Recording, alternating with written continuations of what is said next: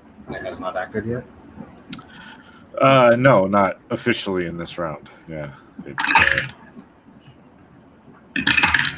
I know gives you all sorts of cool stuff. 24 to hit. That will hit.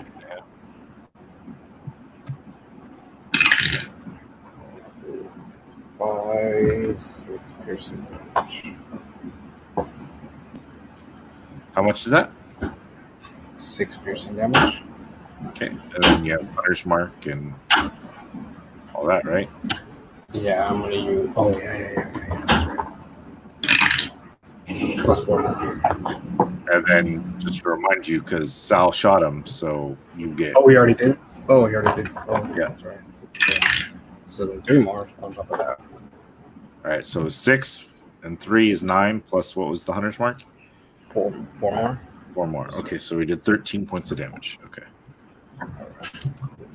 And then I'm gonna use the Swift Strike. So Swift Strike bow's innate ability. Yeah.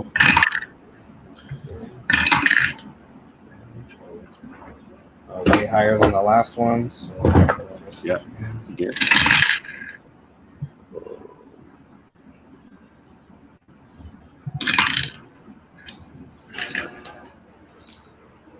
I have 2 concentration spells I want to cast. Fairy Fire to help Flit get crits. I could get make attack. But then I want Heroism to give me hit points every level, every turn if I get hit. And immune to being frightened. 16 more piercing damage. Okay, 16 more piercing damage. Nice.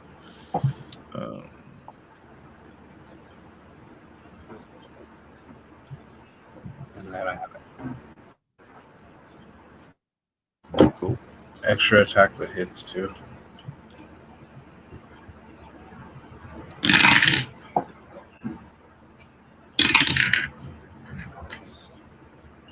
For 24 more piercing damage. You said 20 more piercing damage? 24.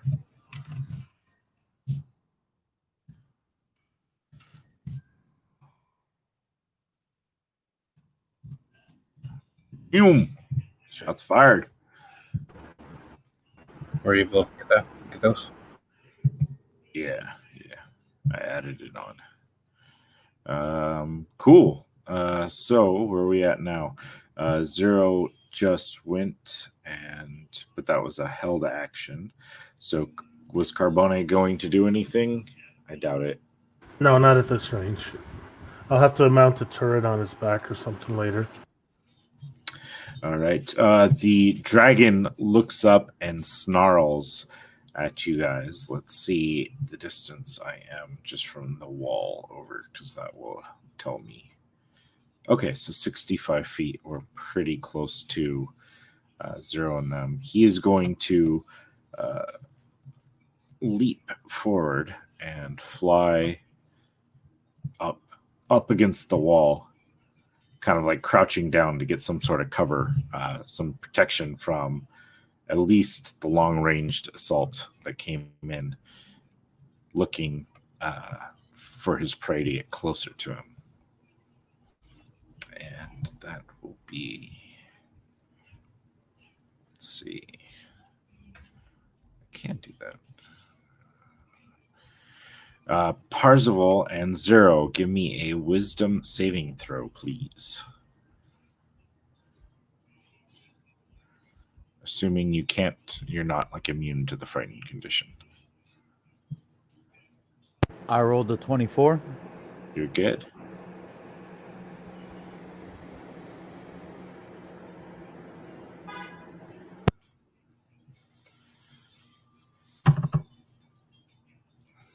And 0.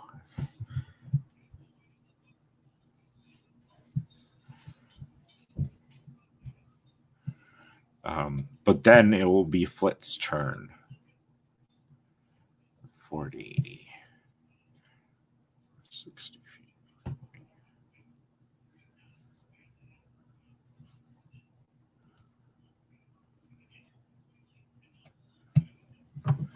Flit, what are you up to? Well, as soon as the dragon saw her, she's like, "Hi! We've come to kill you now!"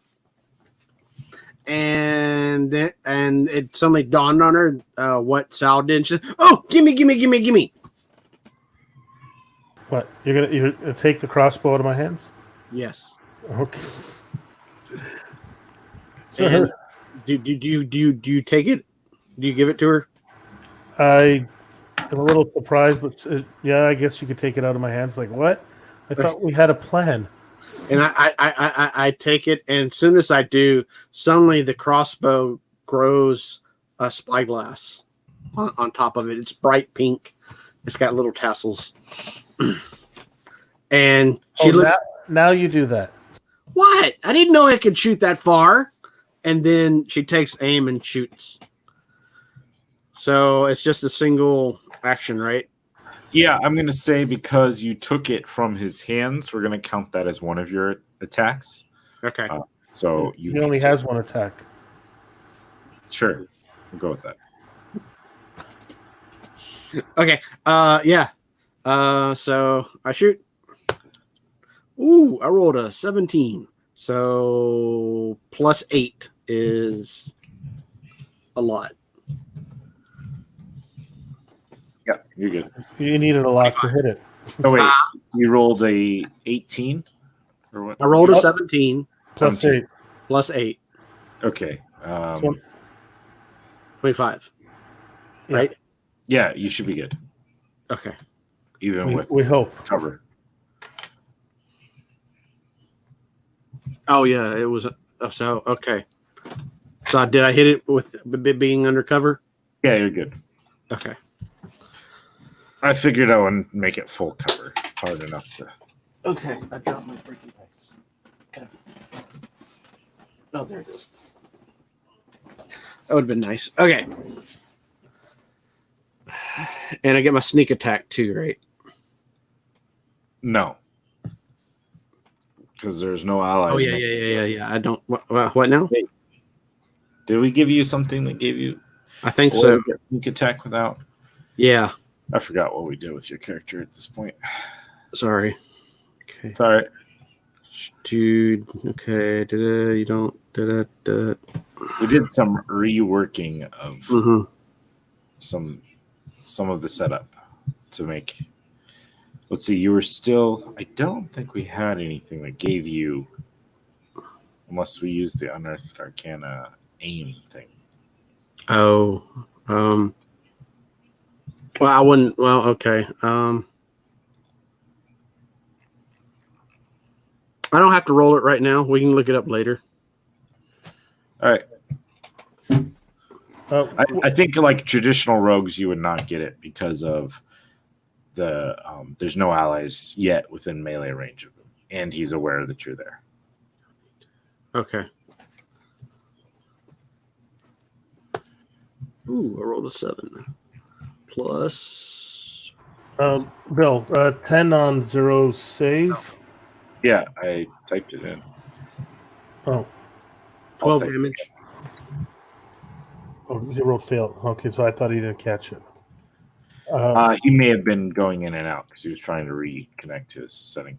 12 damage. Cool. Yep. As she shoots, and that's awesome.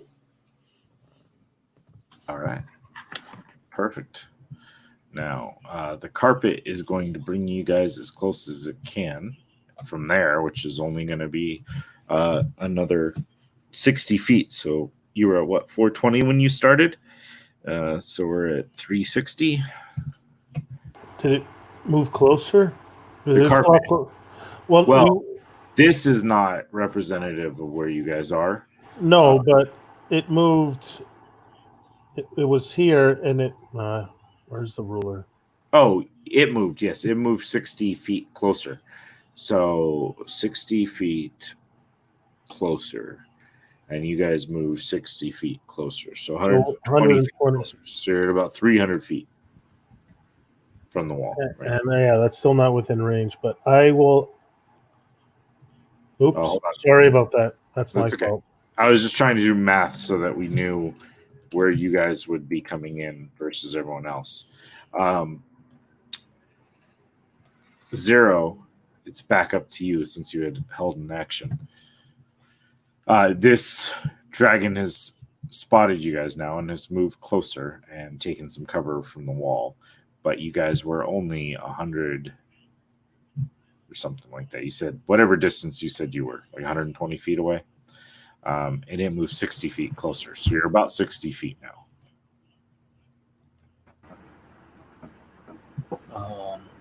I'd be like trying to pull on Parzival's reins, trying to get him to like ascend and get away. And then I guess not attacking, because that's the only target, and I'm afraid of it, right? Yeah, I mean, I think attacks become disadvantaged. It doesn't mean that you can't attack. It's just You can't move close, willingly move closer, but the eagle does. yeah. And you have disadvantage on ability checks and attack rolls while the source of fear is within line of sight. So there you go. I'll just take my disadvantage attacks then. Sweet. Yeah. Nat 20, of course. Down to a 14. 14 total, or Yeah. yeah, 14 will miss. My extra. 20,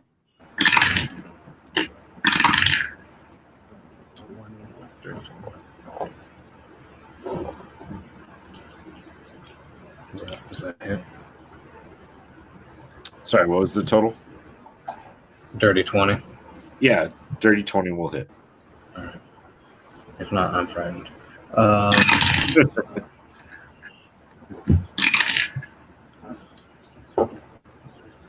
So 17 piercing.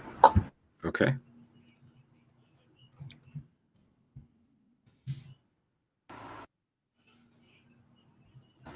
That's all. Otherwise, straight up trying to like fly the other direction. But obviously, he's able to do it. Yeah. I'll see you're currently on the carpet still, about 300 feet out. I don't know if there's anything you can do or want to do at that distance, but it would be your turn. Well, since I don't really have anything to hit him with, and it's probably gonna be like another turn or two, I will cast Bless on those two and on myself. Okay, cool. Very nice.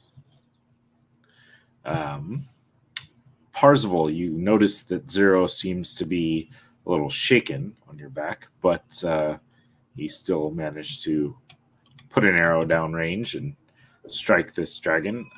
What are you planning on doing? You're about 60 feet from him at this point. I have a question. Can I use my my ring of spell storing while in eagle shape? Like I could have it like on my talons? No, you can't cast spells while in beast form, so it wouldn't. You wouldn't. I mean, you could have it on your talons, but there's no way for you to activate it. Okay. All right. In that case, I'm just gonna maneuver myself in a way that that'll keep Zero safe and fly towards the tower. Okay. Kind of try to land on top of it. Yeah. Or not land, but just like fly towards where we're like on top of it, but where the dragon can't have like easy visuals on us. So it just depends. There's a landing kind of wall. I currently have this carpet there, but there's this like landing strip here, which would probably be a little bit larger, like a walkway entrance place where you guys could land. Otherwise, there's the open courtyard over here. Kind of depends on which direction. I don't think I currently have you controlling the eagle. But. No, yeah, I want to fly like over like in this direction. Okay, so you were 60 feet from like the dragon itself, from kind of back up here. So I don't know how far you can go. I think you said your 80-foot fly speed. So Yeah. 60 feet would put you, let's see, from him. So you could go 20 feet out with your action, or you can dash and get, out here, sort of thing. I'm gonna go ahead and dash since I feel Zero freaking out on my back, Okay. and I'm gonna move out to here. Well, if it's flying towards you, you could try to lure it to us, too.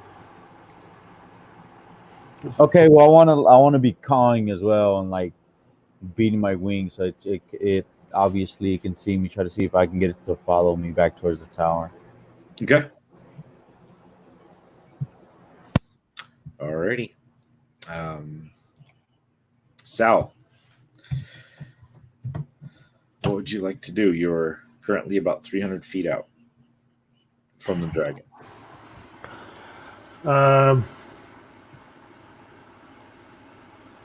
So I am going to grab the crossbow back, and I will fire again. So how far did you say we were? 300 feet. So if you're taking the crossbow again, that will cost at least one of your attacks. Okay. You can't really just be passing a weapon back and forth, especially one that needs to be loaded after each time. That's true. Yeah. I mean, generally it's worked into the attack action, but I'm seeing that. Well, no, the crossbow needs a loading action. My gun doesn't because I have an infusion on it, so we can only use it once. Yeah. Yeah, I mean, I think in general the way they work crossbows is that like you can just fire with it like a longbow would. Okay. But I'm just saying that like if you guys are passing it back and forth, it would take some of your ability to get an aim. So I will, instead of causing an action to hand it back and forth, which probably would be the accurate thing, I'm saying just kind of takes one of your attacks. That's fine. 23 to hit for maximum damage of 13. Cool. Yeah.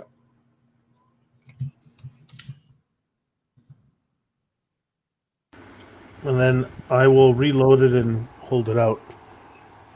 Okay. Carbone, I'm assuming, is still just kind of chilling. Yeah, he's on defensive mode, which means he's dodging. Okay. Parzival, did you land or are you still flying over there? I'm still flying. Okay. At about what altitude? Just out of I curiosity. want to be towards like the top of the tower if I can be. Okay. I mean, like these walls are probably about 20 feet high. Are you flying about that height or a little bit higher? Or? I'll say I'll be flying about 30 feet high. Okay, cool. Let me see this. Okay, no problem. The dragon will fly up in the air and swing over, kind of flying up. Let's see, let's go here instead. Roaring as it charges in. And as it, let's see. I think it's just going to start with, it's going to fly in. It's going to bite at Zero and slash its claws at the giant eagle as it goes by. So, let's see, Zero. Oh, that's a bad roll. It's a 16 to hit on Zero. I think I might have missed. Right now, that's a hit. Okay. So Well, it's tied. I have 16. okay, yeah, So I don't know. Tight. That's accurate. yeah. Sorry if you hear the helicopters going over my head here. Let's see. All right, so it bites down hard into you. I need other dice too here. And you are going to take 26 points of piercing damage and 7 points of poison damage as the kind of like venom oozing out of its mouth kind of seeps into your blood as it bites down hard into you. Let's see. That's 26 and a 7. Yeah. I rolled max damage on the And bite, so thanks. sorry. No problem. No problem. Did I get 5 temporary hit points along Yeah, with others, or? Yeah, I think he aid for the whole party as you guys were getting ready to head over, and it lasts for 8 hours. So you would have gotten 5 permanent hit points, but then like permanent for the 8 hours. It's a weird game mechanic, but it allows them to stack temporary with your with the aid spell. Okay, Parzival. I have a 22 and a 25 to hit with his claws. Assuming that hits a giant eagle's form. We got 13.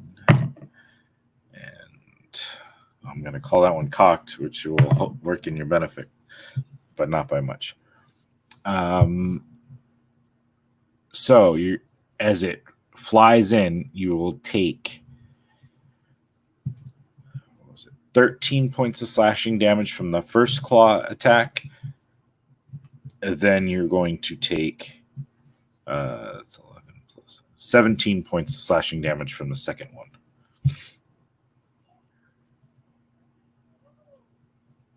My eagle shape drops down to 0 hit points as I revert back to regular form and fall out of the sky. All right, we're 30 feet up, so I'm gonna roll 3d6 falling damage for each of you. That will be 12 points of bludgeoning damage for Parzival and 0 as you fall out of the sky and hit the hard stone floor.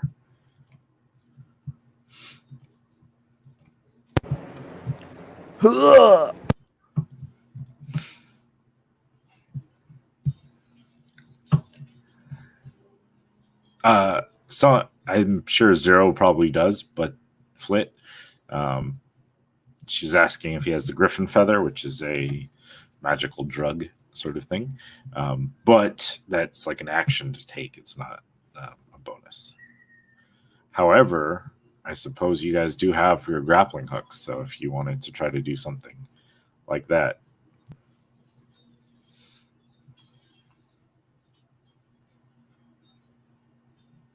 Yeah, I'll try to grapple. What was the save on the grapple again?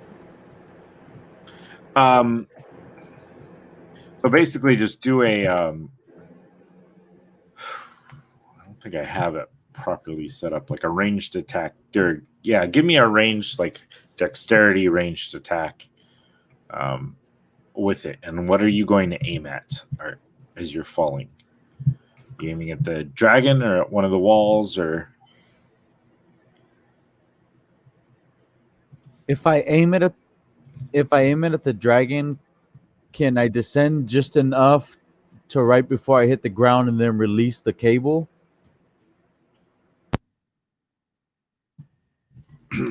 I mean, if you fire into the dragon, you'll be attached to the dragon for the time being.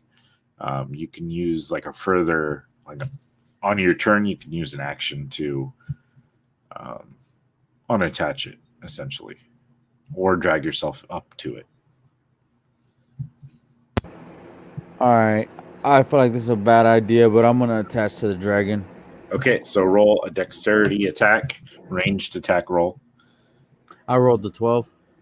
Okay, so you miss. So you will still take the 12 points of bludgeoning damage as your grapple flies wild. So we've lost 0 for now. Let's see if he's back. So let's see if that worked. How we doing, Chad? Sorry if we're overloading your bandwidth here. I just switched to mobile, so I'll just be without roll 20. That's fine. We will do our best to describe things. So here's the situation you find yourself in, Zero. You were on Parzival's back, who flew into this courtyard and is in eagle form, and this large dragon now flies forward and bit you, which I think you got the damage from, but then clawed Parzival to the point where his eagle form dropped, and so has he. He fell and hit the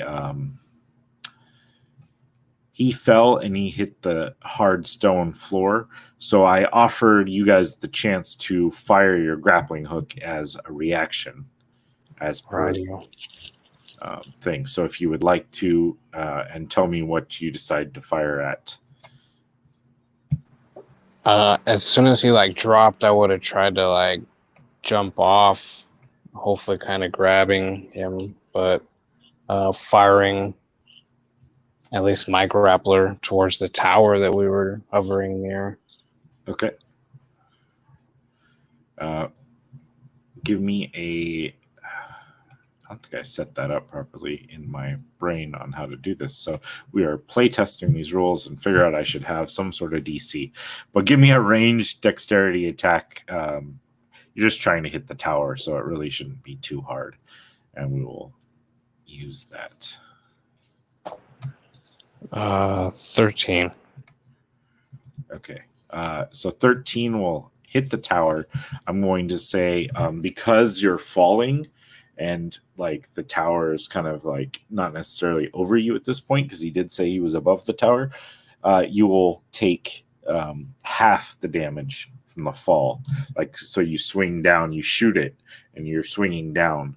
It's lowering the amount of damage you take, and you'll be attached to the wall until your next turn if you decide to change that. So you'll take 6 points of bludgeoning damage.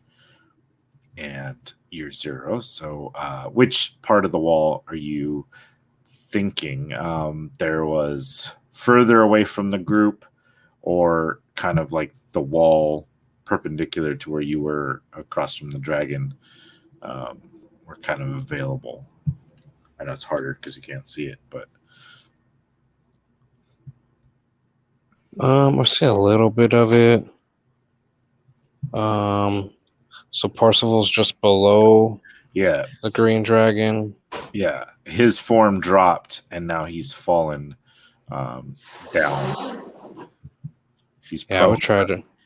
I try to be nearby him. Okay, so you probably shoot over here. You're a pretty quick reactor, so I'm going to say that's definitely possible for you to have thought enough about that. Cool. All right. And let's see, is there anything else he's doing? Not at the moment. Cool. That was 65 feet. So yeah, I think he's going to stay hovering up there. Flit, it's your turn. You saw this dragon fly forward, and you couldn't, it's hard to see exactly what happened, but the dragon flew by and the giant eagle disappeared, and you saw these two black spots fall, and one grappled onto the wall. Oh no! And she grabs the crossbow, and as she does, she hollers out, "Hey, Greeny Meanie, over here! Na na na na na na!" And she aims and shoots. Okay. 14 plus 8. Okay. Yeah, that will hit. Okay. That is 1d8. 2, so 7 points damage. Okay. Cool. Anything else? I don't. Do? Well, I can't do any more ranged attacks, can I? No, because you guys handing back and forth that crossbow is kind of that's what I was thinking. already generous. And Yeah, and would they count within range of sneak attack? He is still out of. He's not in melee because they fell away from him. Parzival attempted to attach himself to the dragon, but I was really crossing my fingers. I was like, come on. Okay. No. Okay, that's it. cool. And I hand the crossbow back to Sal. All right, so the carpet. Or I load the crossbow actually. Yeah. Well, I mean, it still takes one of you guys' attacks. Like, if you're passing it back and forth. You can't just use one magical weapon to, do every combat like this. So you guys are about 305 feet away from it now. As your carpet rushes forward, you're closer to the tower itself, but you're still about 140 or 240 away from the tower. However, the carpet has moved closer, but the dragon had moved further away from you. So, Zero, currently frightened, although you will get to make a save. Although, wait, let's see. Did you go since then? You're frightened. Yeah. Give me a wisdom saving throw again. Basically, at the end of your last turn, you would have had a chance to make a save. 22.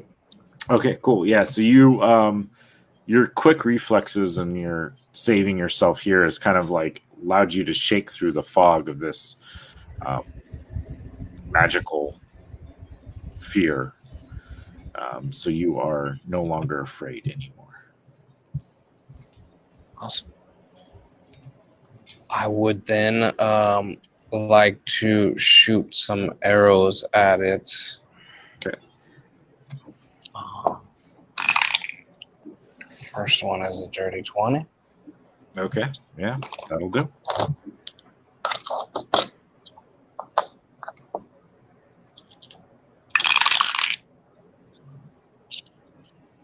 Uh, 18 piercing.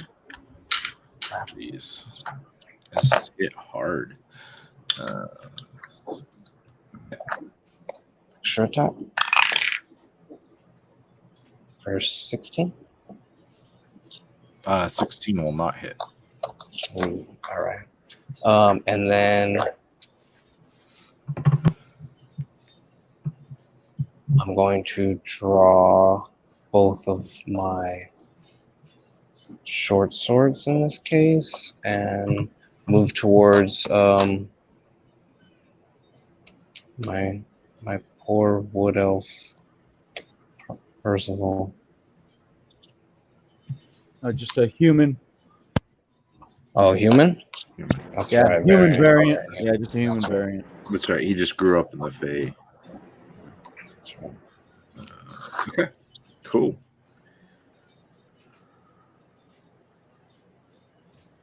Where are we at? Kind of like try to stand. Is there 5 feet in between? I mean, it's flying. Still hovering above you guys. But yeah. Yeah, I'll try to be near him and in between. What it's worth. We can do that. Elsie, unfortunately for Paladin, range is not your forte, but if there's anything you'd like to do. How far am I from the ground? You're about 240 feet from like the walls of this tower. You're probably about 130 feet off the ground below you. Gotcha. Yeah, I'm just gonna have to wait because I'm not gonna try to commit suicide off this carpet.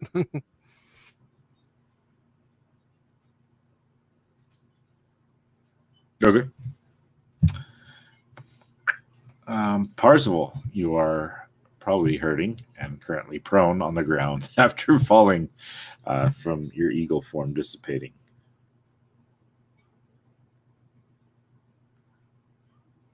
Yeah, I'm just gonna get back onto my feet and And I'm gonna look. Do I see any metal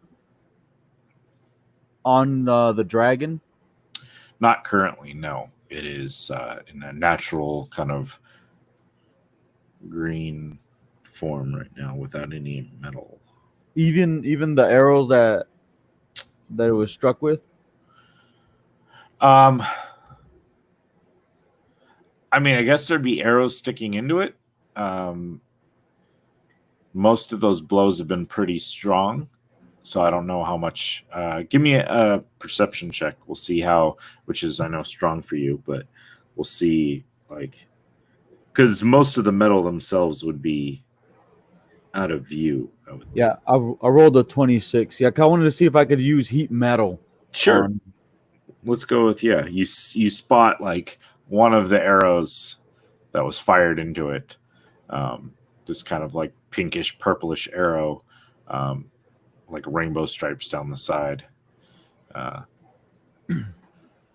gonna lock eyes on that arrow, and I'm gonna just pull out a small piece of metal and a match in my hand, and I'm gonna focus on making the arrow in the dragon's body begin to heat up.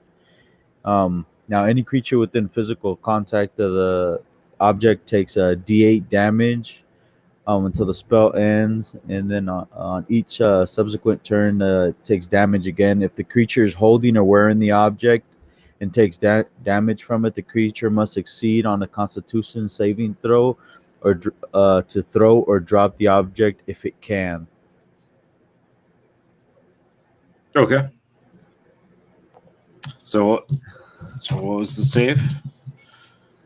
Or was it? It's a 16. It is going to use one of its legendary resistances, and it passes the save. Okay. It still takes 10 damage as it rips the arrow out of its body and sends it flying. All right, cool. Growls in anger and pain as it removes this searing hot arrowhead. Sal, where are we at? All right. I grab the crossbow again. Crit. Hit. So, oh my god, max damage.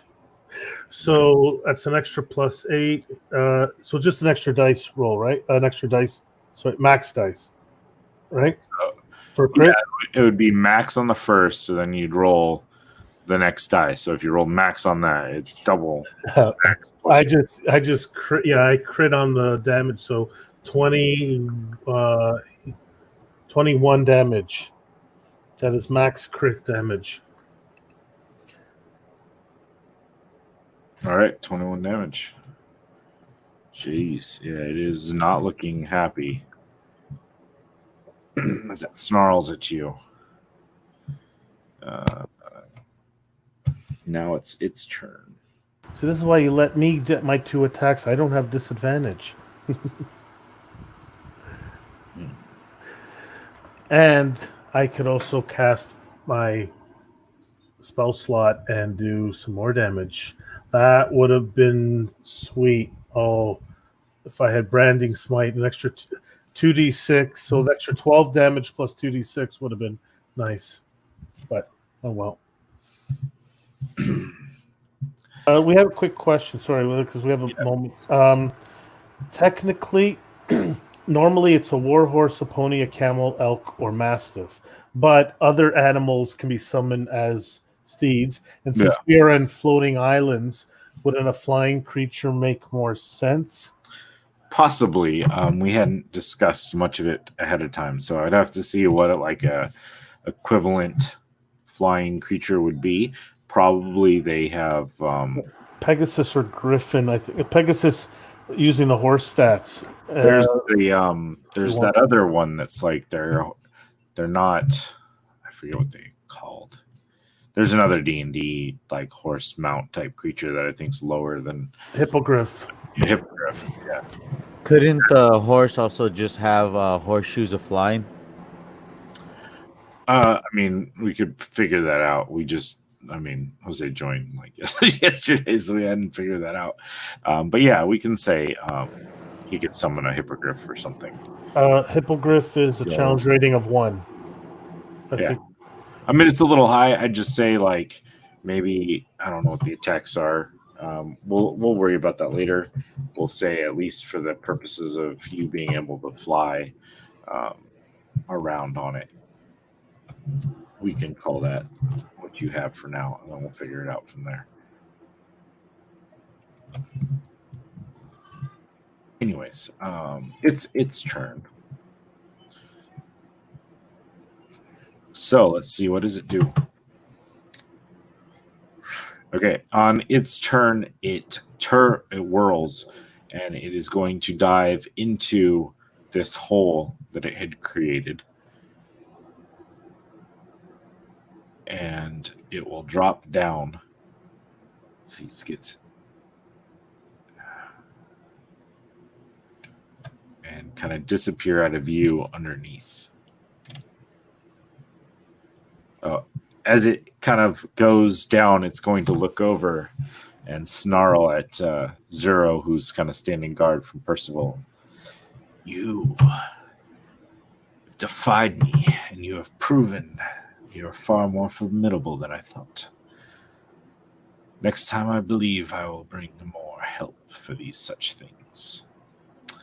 And as it dives down into this kind of tunnel, you can kind of hear it rummage, grab hold of something. And then there's a flash of light. And it disappears from your view as it kind of like worms its way into this hole that it had created in the rooftop.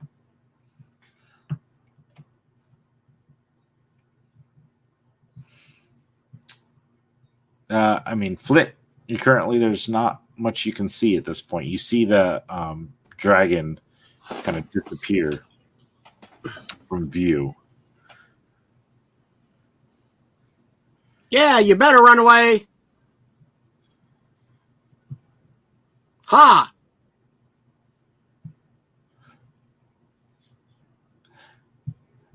All right. The carpet continues to rush forward at its rate. You're still a decent ways out before actually hitting it.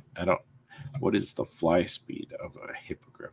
So the hippogriff would 60. allow you to fly closer and faster. So there is that. Yeah, the hippogriff 60, I think. Yeah. Yeah. We'll have to chat that one out and later and figure out exactly. Yeah, the stats are almost identical. The hippogriff is lower than the other two, the griffin and the pegasus, and it's almost the same as a warhorse except for the airspeed. Yeah, I think that would be the closest thing. Closest thing to it would be the hippogriff, at least currently. Gotcha.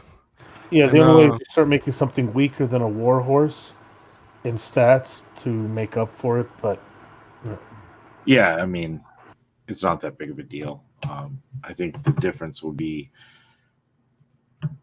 maybe we'd look at the attacks or whatever it has versus the warhorse, but for now, it's fine. Yeah, so the carpet is going to fly closer. Zero, I think you'd be next anyways. This creature it disappeared from your view into this tower. What would you like to do? I would like to check my companion. Is he at 0 or? No, I believe he just fell. I don't know how much damage he ended up taking afterwards. I'm actually doing all right. I should have already stood back up. Yeah, sorry, I forgot to because you cast heat metal, and I was focused on that, not on the stand up, so I forgot to take that away. Yeah. Okay. Then I would go to the edge and try to look down and see what might be down there. Okay. So go ahead and give me a perception check. We'll see where we're at on that. I would also follow him and give him try to give him an advantage, just help him out on perception. Okay.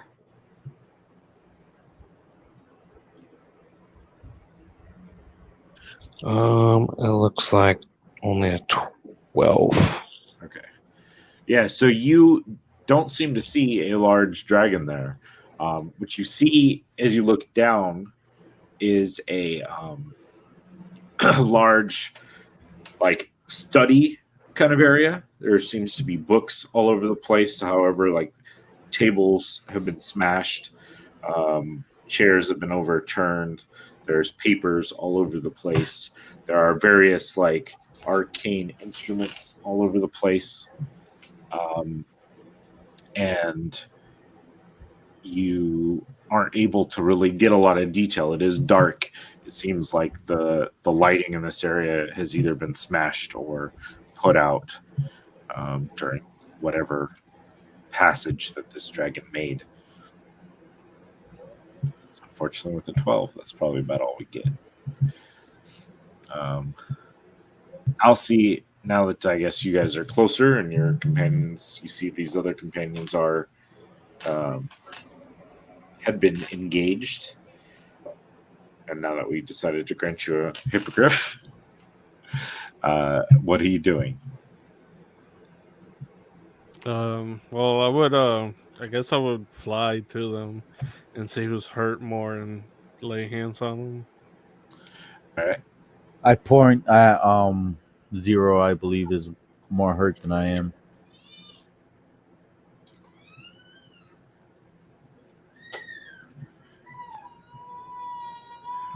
How much hit points are you missing, Sarah? I'm missing like 26.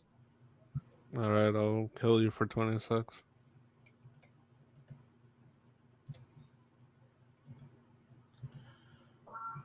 How much was it?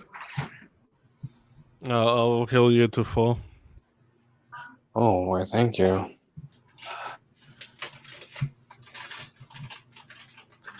We went from having no healers to now we got 2 guys with decent healing stats. We'll do this. What do you mean? I can heal too. Uh-huh. I probably normally have more slots than the paladin does, but yeah, the lay on hands makes up for it. Lay on hands does a lot, yeah. I think I have cure wounds I never use. Yeah, yours are used for more pertinent, like Hunter's Mark and things like that. Pass without a trace. So it's basically Flit is the only one without healing. There you go. See, Okay, so you don't need no stinking clerics. Parzival, unless you guys are unless you guys are dropping out entirely from combat range or whatever, what would we like to do? For me, I'd want to go inside that study and also do a perception check myself, looking for anything that maybe that dragon was looking for, or where the dragon might have gone. Okay, cool. And So 26.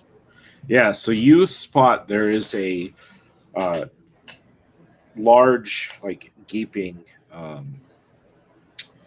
like area, like the rocks were torn up in this one spot, and there's an area where there's like the dust around this area, like maybe not rocks. So if you look, there's an area that there's obviously something that's missing from there, and there are like claw marks on the ground, and then there's the spot where it's missing, and then you don't see any more claw marks, and the path of destruction seems to have ended at the point at which this object was. So, like, the dragon got there. You can tell from the claw marks on it, from it trying to, like, make its way through this kind of tight, confined area. And then whatever happened after it grabbed that object or got to that point, there's, like, an area that obviously something disappeared from or moved from, and no other signs of the dragon having come through.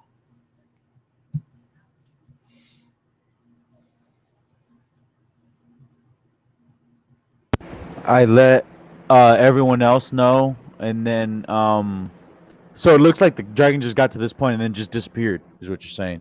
Mm-hmm. I turn around to everyone and just start to let them know that this is a possibility, that the dragon is gone and might have used magic to disappear. Do I know if green dragons can polymorph? With that roll I did before, or Yeah, you wouldn't. What have you got in the 20s? I think with that. I think so. Yeah, I can roll again. You would, yeah. Give me another roll just to see, like, because this is a different now thought process. Before it was like, what are they able to do? I rolled bad. I got a 12. I mean, it doesn't seem like something that is their normal wheelhouse, but you're not an expert at dragons. Like, there aren't a lot that roam the Shattered Lands, at least not to your knowledge of.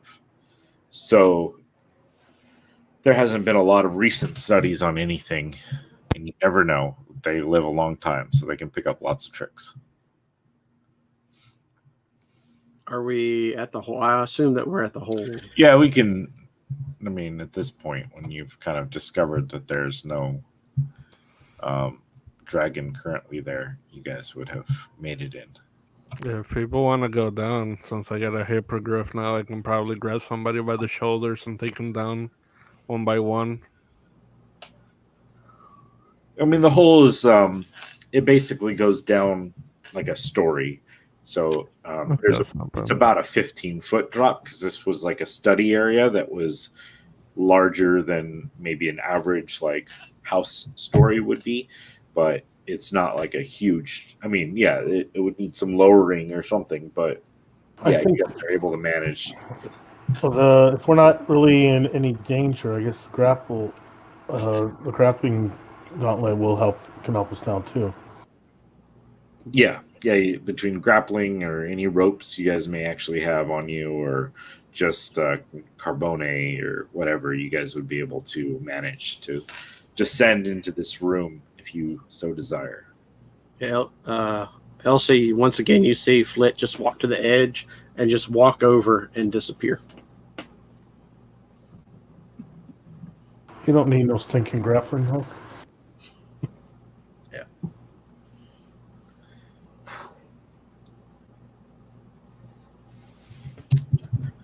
Gonna go ahead and leave Roll20 behind for now and focus on you guys. It's this in the background. Here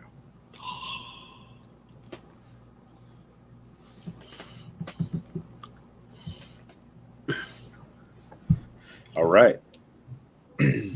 So Flit like walks down and drops out of your sight, LC. So far we've got, I think Parzival went down and in. I'm gonna be once I go under, I'm gonna just hang out on top of the roof and kind of go over where Parzival's at.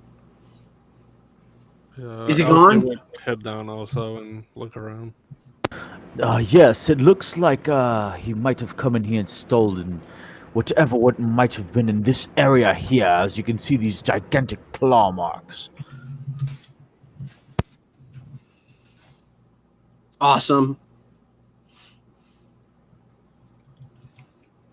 Shortly after this, you guys hear a kind of rustling, and as you look up, you see like another magic carpet is descending like through this hole that was made, and upon it stands Thar Mystico. What has transpired here? Dragon got away. Well, more like it disappeared. I didn't get a good view of it. You guys were here. Did it climb in? Or what happened exactly? Yes. As me and Zero were flying in, we could see that the dragon was clawing its way into the side of this tower. Then we were able to fight it. It dove its way into the tower, clawed way down. We were able to hear some rustling, and then there was a flash of light. When we came inside, we were able to see the claw marks that lead to this here location where it seems like something has been taken. And, well, obviously this dragon is gone. He was a very large adult green dragon. I believe he spoke to Zero. He spoke to you, Zero? Yes. I don't know what I hate more. Dragons or portals.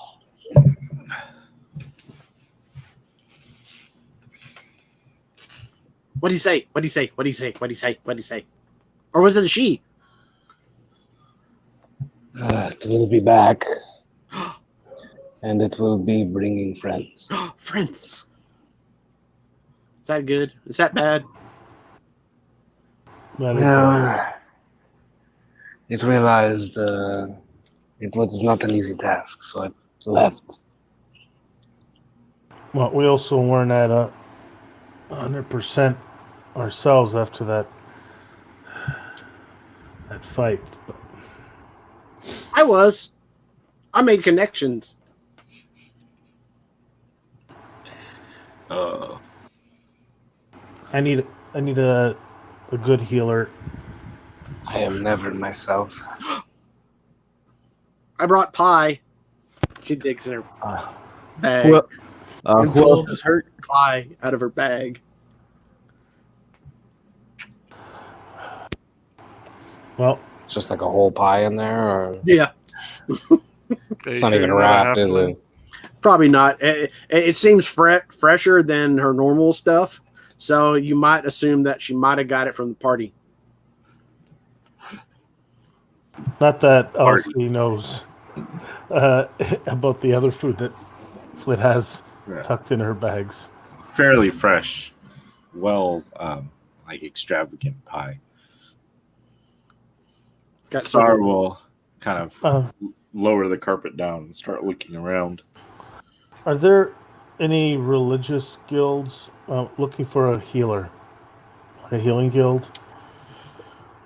I mean, yes. Though there are not. I guess you wouldn't need Thar to tell you that. That was you to me. You would. Yeah. There's like a priest guild, and I don't think out of all the guilds I thought of, I didn't think to write that one down. But it would make sense that there would be like a divine guild, Or even if it was just it doesn't even have to be a full guild, but a universal temple yeah. of some kind.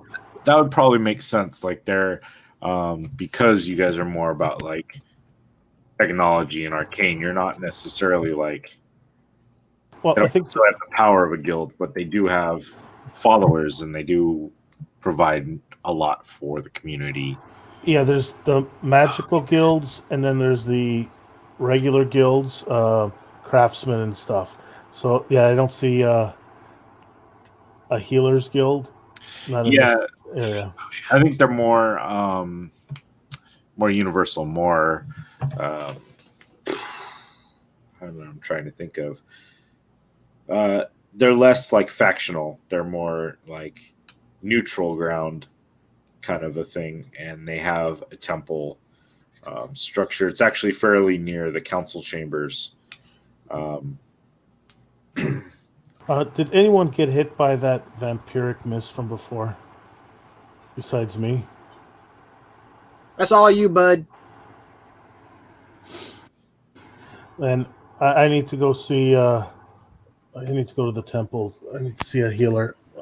If I'm going to be at 100% for What's wrong with you? Are you diseased or something? Are you turning into a vampire? No, I'm not turning into a vampire. If I was, I'd want my dagger back. Fine. I mean, are you afflicted by anything, or you just need healing? I don't know. I'm healthy, but I'm not as hardy as I should be normally. Are you turning into a ghost? No, I'm not turning into an undead creature. Good What's or wrong with bad.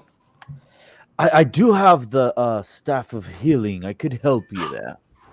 And what does it have on it besides healing? Because I'm not down. I am full health. Cure wounds, lesser restoration, and mass cure wounds. Do you have something you need to confess? So would someone have some sort of stat that would help them figure out how to treat such an affliction? Because I know that Not flip. I have lesser restoration on my spell list. So I might know that I need a greater restoration. I don't know if that's on my spell list offhand. Actually, manage spells. I should see. No, they won't show me spells beyond my level. Well, I mean, like anyone have, I'd say either like a religion knowledge or like a medicine knowledge that would Not trained. No. probably be able to. I have medicine knowledge. Why don't you give me a roll and see if examining his affliction, you'd figure out what needs to be done. I rolled a 23. Yeah. So you may have encountered in the Fae or through your studies while you're there some of the vampiric line or some of their different afflictions that they can cause. You know that this sort of thing, though, while deadly, if left unchecked, it is more of a temporary situation. And once the afflicted is able to have a full night's rest, then they will regain all their hit points that they would have lost. Their max goes back up. So, Yeah, I was looking for something. If I have to pay for a spell to get that done, because fifth level spells, I do have greater restoration if that works. But yeah, that's about as far as my knowledge. I mean, so I'd say if you wanted to figure out like use a greater restoration, I would say we can go ahead and call that would work. The stat itself, the thing just says the reduction to the target's hit point maximum lasts until the target finishes a long rest. That is like all they give me. But I would say yes, if you wanted to use a greater restoration. It's specifically one effect reducing the target's hit point maximum. Specifically. I think I figured out that it would be temporary, but wanted to see if I could get it resolved sooner. Okay. So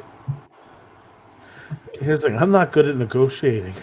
I'd figure. So we didn't actually save their tower because something was probably still taken. So. Question: while they're talking, can I start looking through the books and stuff and see if I find anything? Yeah, I mean, is there something in particular you're looking for? Just remember, there are people. There are people from this temple this tower who are right there. Just letting you know. Well, there's the guild leader or the assistant guild leader. You said. Yeah, Thar, who is like the second in command, and the messengers, I think, from the guild as well. The messengers from the guild as well. However, he is pretty low level. Like he was. That's fine. I'm just looking around anyways. It's not like I'm doing anything bad yet. You're not that kind of paladin. No, I'm not, but I'm looking. The whole time they're going blah blah blah blah blah blah blah. and I start seeing Elsie rummage through stuff. I eyeball over at the other people. Are they paying attention to him more so? I mean, Thar is a little bit, but yeah, I mean, out of the two of you, you'd be able to be a far more discreet about things if there was something in particular you were aiming to do. Yeah, I'm actually going to distract him right now. The mage. Yeah, I'm just gonna just randomly grab stuff.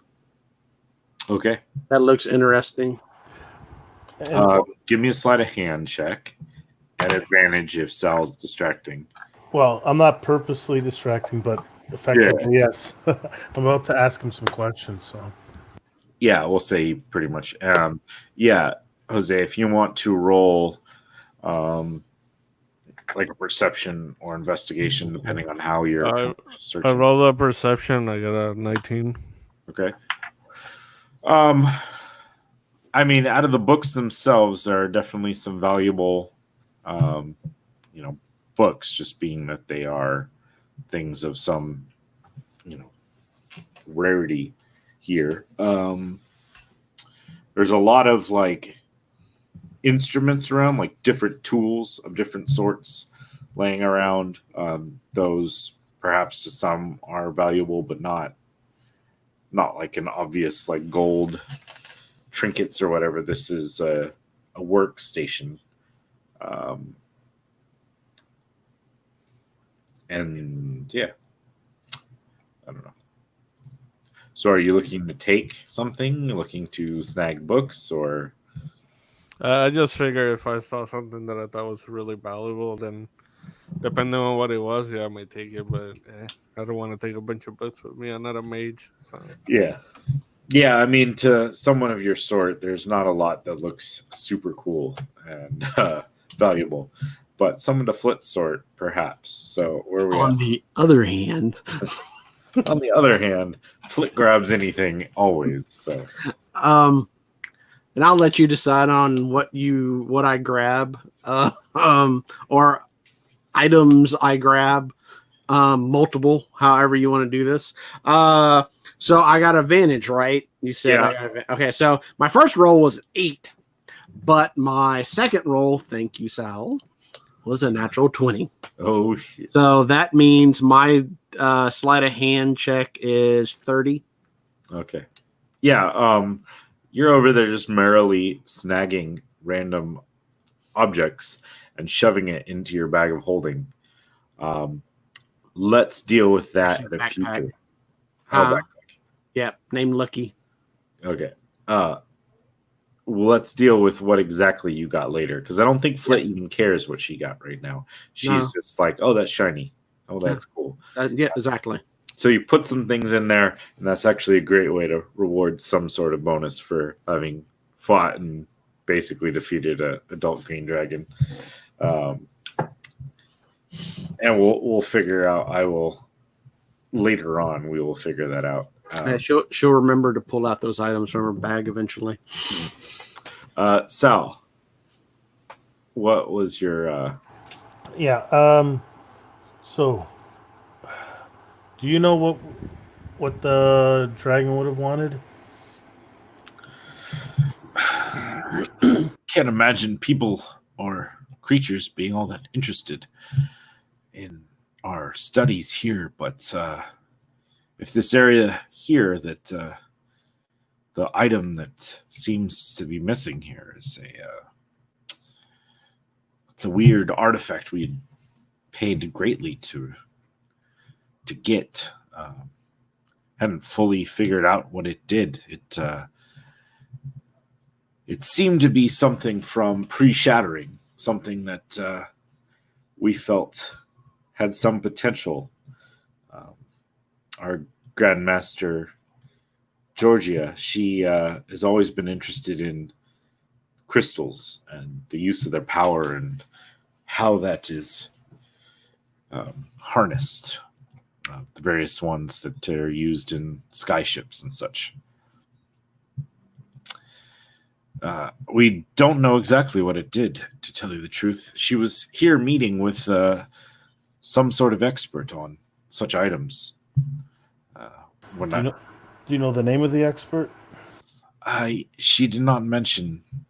She asked me if I would be willing to go to the council in her stead, and she had contacted some scientist or doctor or something that knew something about such rare antiquities, but Someone from Artugiani Isles, or I from, mean, we only recovered it recently. She spent a little time with the object, studying it on her own, and then reached out. So I would think someone who was close by, yes, someone who could have gotten here rapidly, but I'm not sure what happened. I haven't even seen her yet. I just got back myself. she was here in this room? Oh no, she would have met. She would have met in nearby. There's a on that attached to the upper level there. There's our like a meeting room that we use, council kind of conference area that we will meet with others that we do not wish to travel through the rest of our holdings. Look, maybe you should send him, and I point to the messenger, to see if she is fine, because this is something important. Like, it could be something very powerful if a dragon wanted it. Oh yes, that is excellent. And he turns and Saren, head up, see if there's any sign of Georgia. I will oversee their investigation here. And the younger messenger like grabs hold of the carpet that he was using and takes it up and disappears up through the hole in the roof. Yeah, I mean, you rolled pretty good earlier, Jose. So Alcy doesn't necessarily notice anything that was draconic itself. What languages do you speak? Abyssal, Common, Draconic, and then Snake. Yeah, so you do notice like some books are written in Draconic. However, they were not like necessarily, none of the titles strike you as something that are like based on dragons. That you could tell. There you find a nice book that has like dragon leather binding to it, but it actually has some information about dragons. However, it was written pre-Shattering and was about a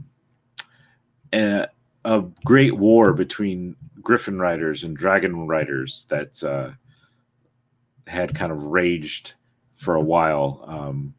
But from the information you kind of find, that seems to have taken place multiple thousands of years prior. I think he's gonna grab that book and then he's gonna walk up to them, and as he passes Flint, he's just gonna put it in his hands and keep walking. Okay.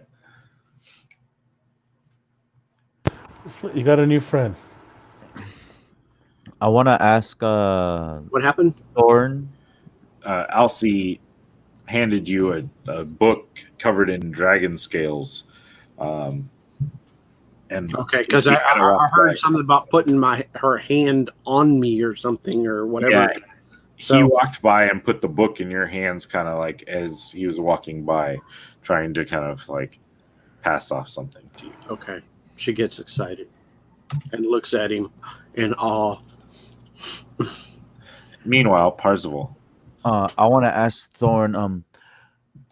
Is there a possibility that we can have a list of the names of everyone who knew what was in this room here with these claw marks? Yeah, it's really not that long. Georgia, myself. Let's see, who else would have helped? Oh, her lab assistant, Mikhail.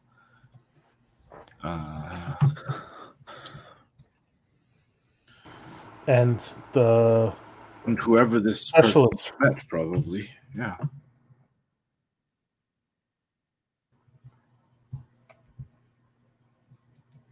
I go over to Zero. Zero, are you close to anybody right now, or are you off to the side? He likes to lurk in the back more. That's what I figured. So I walk over while they were having that little chat. I walk over to you and I'll say, now this either has to do with us or it's something worse, and that which means it has to do with us.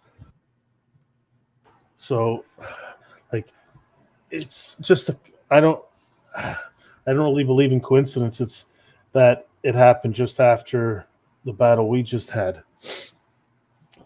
I said there's a small chance, but I don't. If it's something bigger, then we have to look into it. Can't let a dragon have something powerful. But Trouble does seem to follow you. Who'd you piss off now? well, I said it's if it has to do with her, then I think we need to look into it. And if it doesn't, I think we need to look into it. Well, I would not want to rule out coincidence. Just in If not, case. we should update HQ when we get a moment because this is, yeah. Because I'm saying this all quietly, so I don't know, so Alcy doesn't hear, but I don't know him yet enough. Do you need a nap? You're less cranky than normal.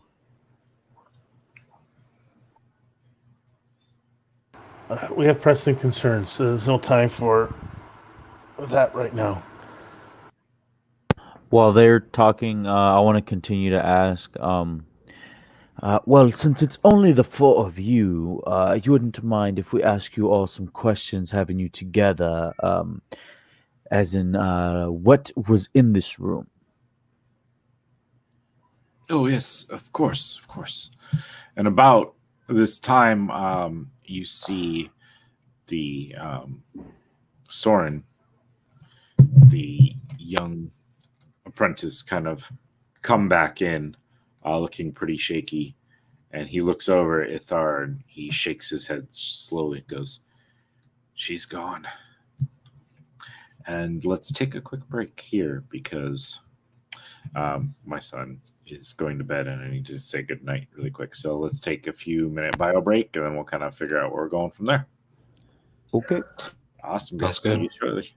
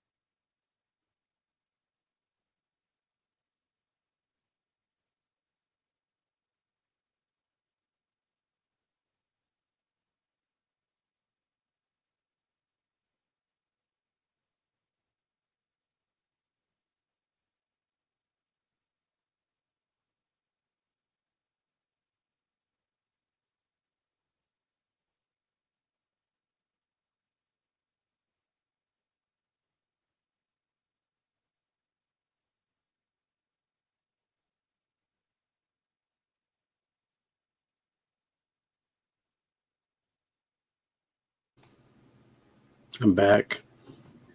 Welcome back. Has it ended, or are we still going? Because we're still here, right? Yeah, we're still here. Okay. I'm not here. Oh, okay, cool. I was like, crap, did I? Sorry, I'm late. No, you were the first one to speak up. You died. The dragon came back and took your head off. Yeah. Woohoo! Yeah, you guys did some work on that thing. Well, the advantage is we had distance. Yeah, for sure. That shit would have came up in the freaking, what do you call it? Power room or what? Carpet. Oh, But if we were closer, we would have gotten more hits on it. I would have done potentially more damage. Well, there's that. But yeah, I was worried about the carpet. But he would have done breath weapon though. Would have been nasty. He would have done some damage, that's for sure. But yeah, you guys did some work on it. But it does poison damage. Would that affect the carpet? The breath weapon would not have affected the carpet. But the pointed stuff would have. Yeah, slashing the claws probably would have done something. Or if it tail attacked the carpet itself, that may have caused some reactions to see whether you guys stayed on or not. the carpet was definitely fighting. Lit wants one now. But you did, what? Let's see, 173 points of damage to it. Wow. So.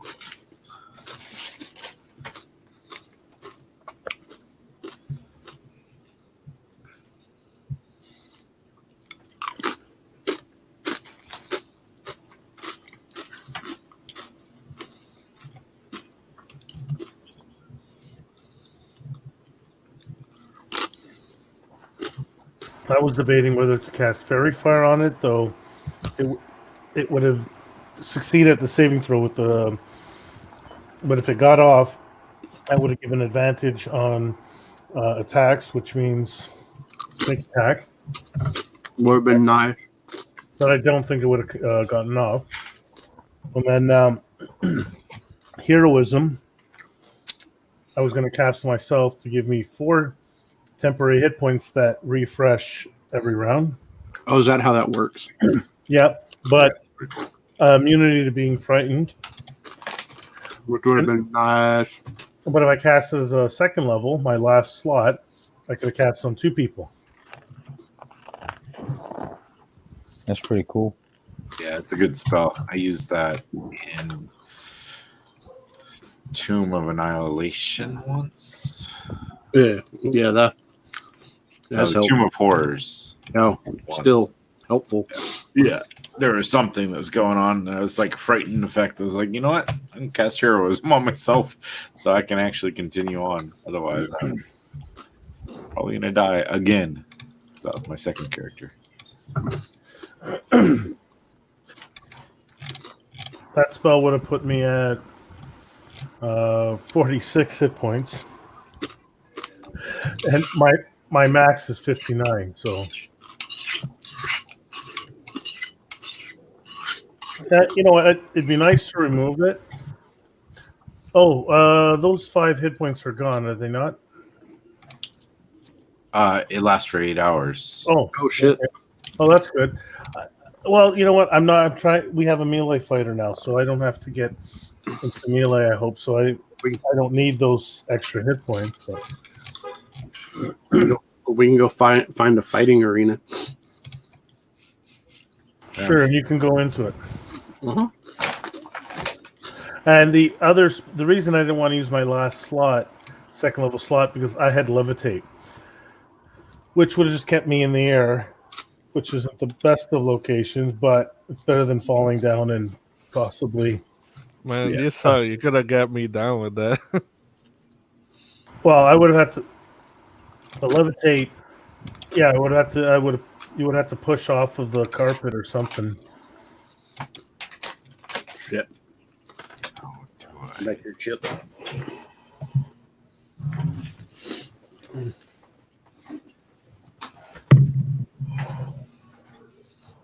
But if I was at full health and you compel the dragon, I would have put warding bond on you, which means you get resistance to damage, but I take the other half.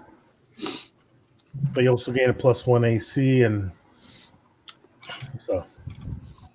That would have been fun.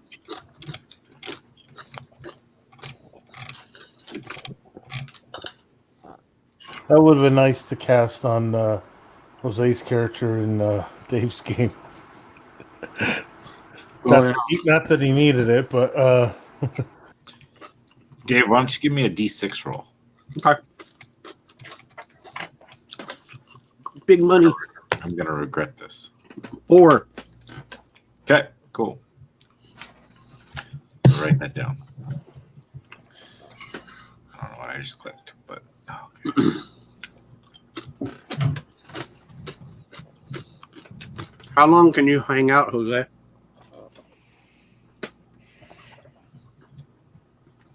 Yeah, I mean we could. I got a wall. Yeah, we can continue on. I was just. I told him that I was working on a bunch of stuff yesterday. We were going to get together and work on his character for my game. Okay. And stupid freaking massive storm blew through Houston.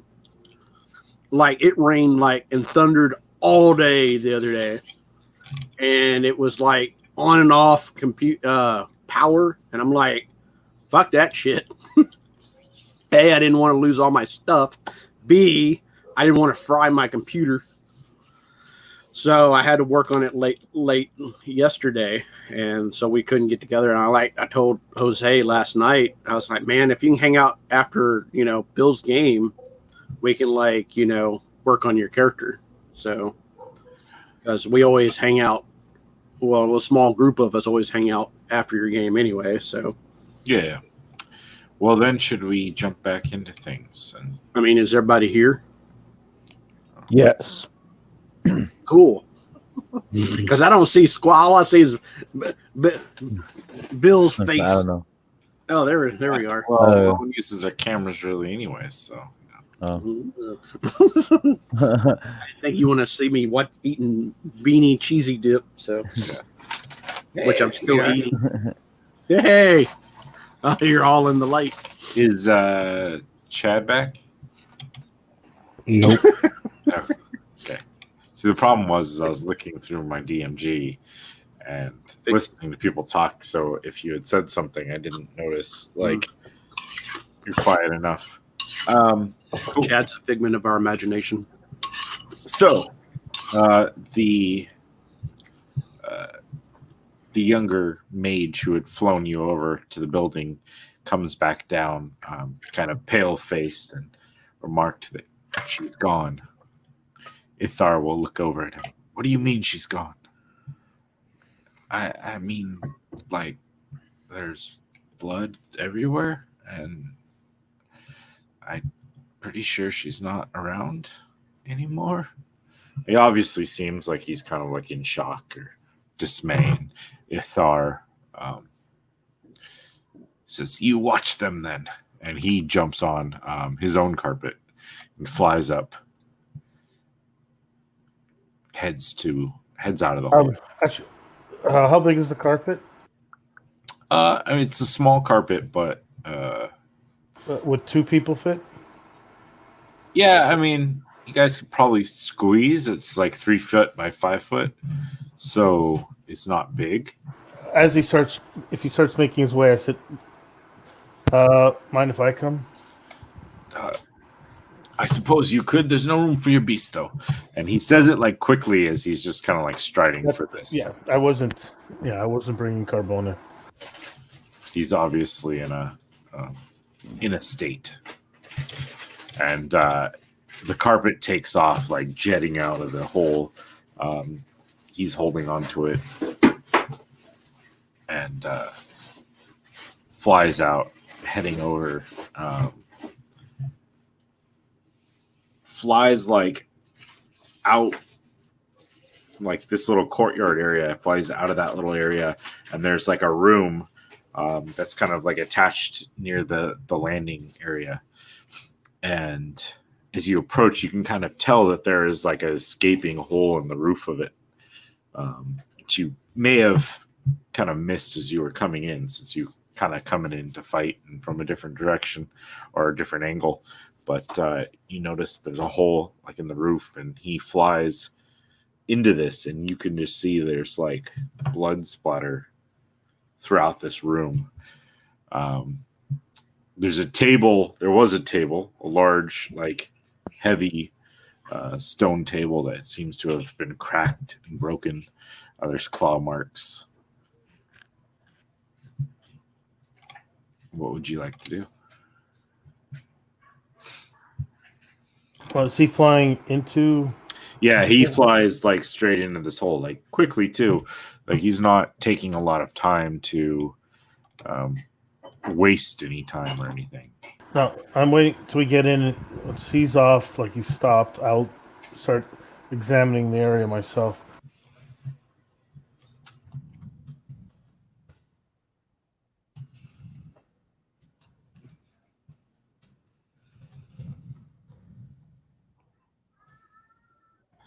All right.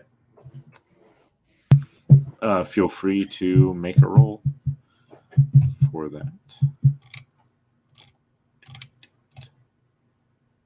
Oh, I rolled bad. 15.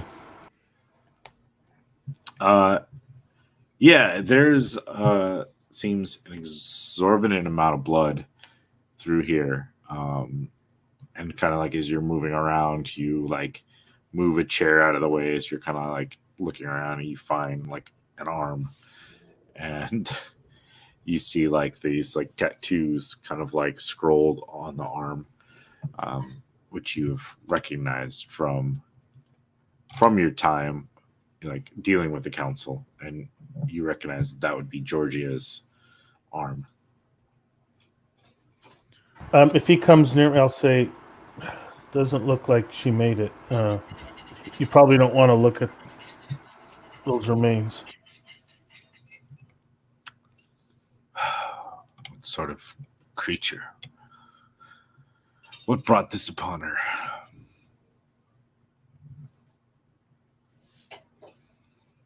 I don't know. And he looks definitely distraught. So he's kind of like looking around this room, seeing the devastation in his mentor, like blood everywhere. Looking for body parts that don't belong to her. Since I now know what she was wearing, so I can match up. Yeah. It takes a little while to kind of like sift through the room, looking around, and you find various bits and pieces here and there, but they all seem to be either of her or so unidentifiable that you're not 100% sure. Now, I'm no. Actually, I don't know if I'd probably say this more out of. I say I'm no expert because I'm not an investigation. It's not my specialty. I'm good at it, but so I'm no expert. But I'm not certain. I can see her bits of her. I do not know if the other person was here. If there's enough. I don't know if any of this belongs to that guest. Do you know who this guest was? No. When she was working on something like this, she didn't tell us a lot. She pursued her avenues the way she did.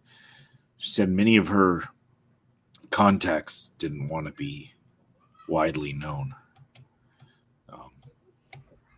I wish I could remember more. Something maybe she mentioned, but I don't know. I've been pretty preoccupied with my own work. If you can find out who was supposed to be here, that would help to know. Because if it wasn't a regular contact, it might have been fake and maybe brought the dragon here. Or was the dragon? I don't know much about green dragons. It's not my specialty. I don't know if I don't think they polymorph, but it doesn't mean that it didn't have abilities outside of its normal.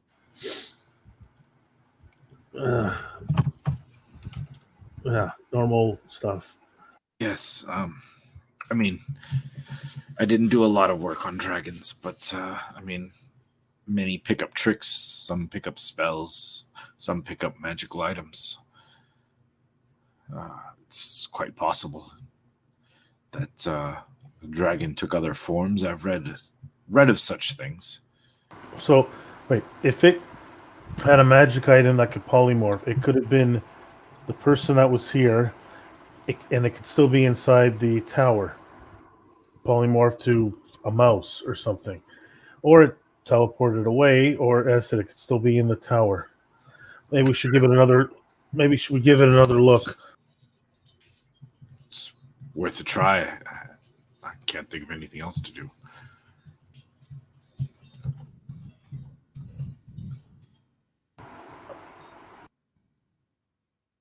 All right, are you able to fly us back? Yeah, I can do that. He'll get on the carpet much slower than he did last time, and even the carpet moves slower. Actually, as he's coming, maybe I'll get onto the. I'll fly the carpet back. Sure. Yeah, it's fine. And he makes a gesture to the carpet, and it seems to respond to you as you board it. And I'll fly us back fast. I don't know if as fast as he did it, but at least faster than. So he doesn't have to concern himself with it right now. Yeah.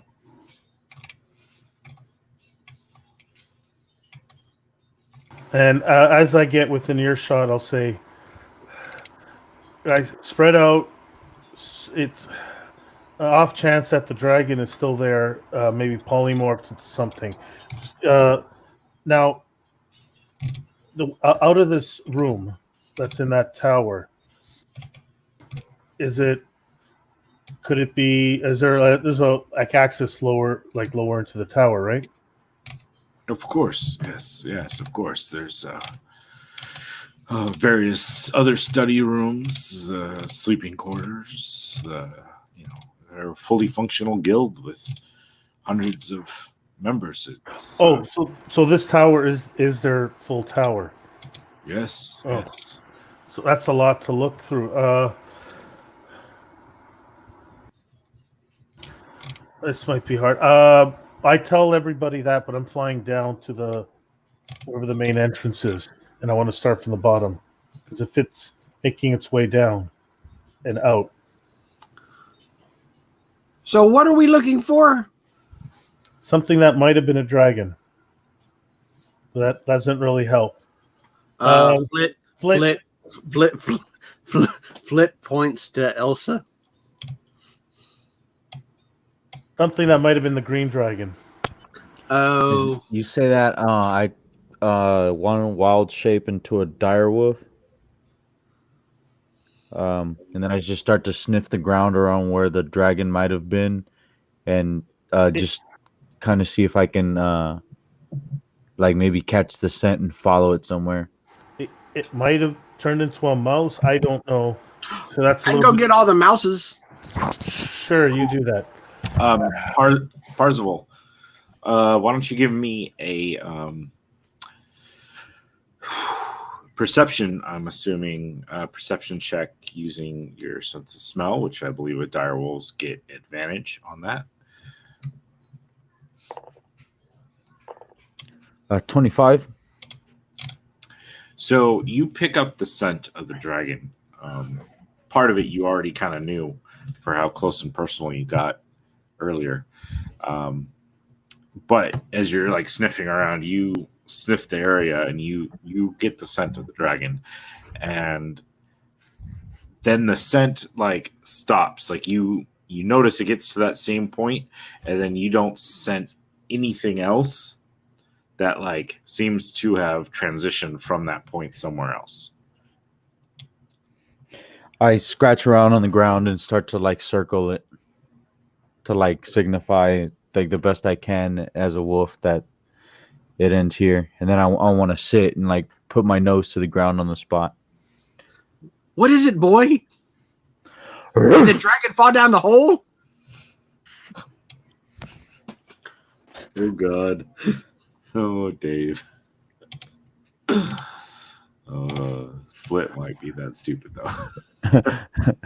I'm patting my foot on the ground. Oh, oh, oh. Sal, we have to help.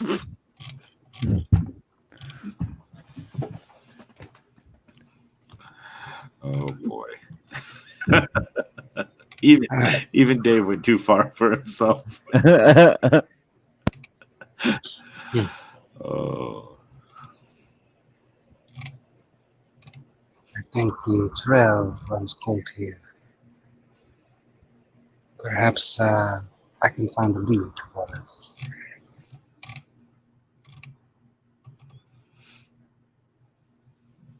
I revert back to human form. I'm like,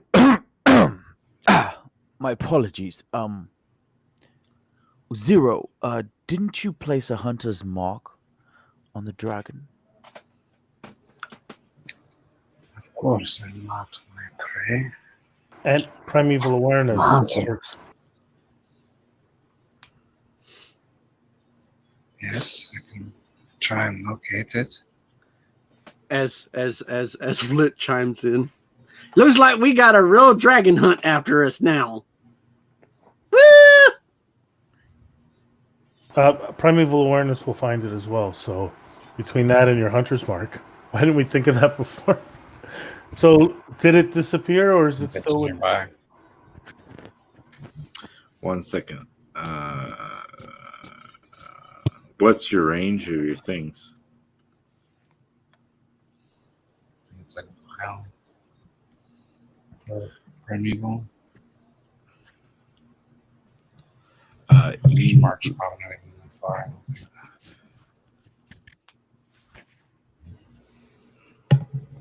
You're not currently picking up any sense of where it is. so it teleported? If I could have felt it still, I would have said something. What was the range of it? The hunter's mark? Hunter's mark's even less, I think, than renewable awareness. Primeval awareness is a mile, or if you're in your favorite terrain, it's 6 miles. My favorite terrain. Air. Urban bombing. Yeah, urban's, yeah. So this definitely counts, but you still are not picking up a sense of where this creature is. It's okay.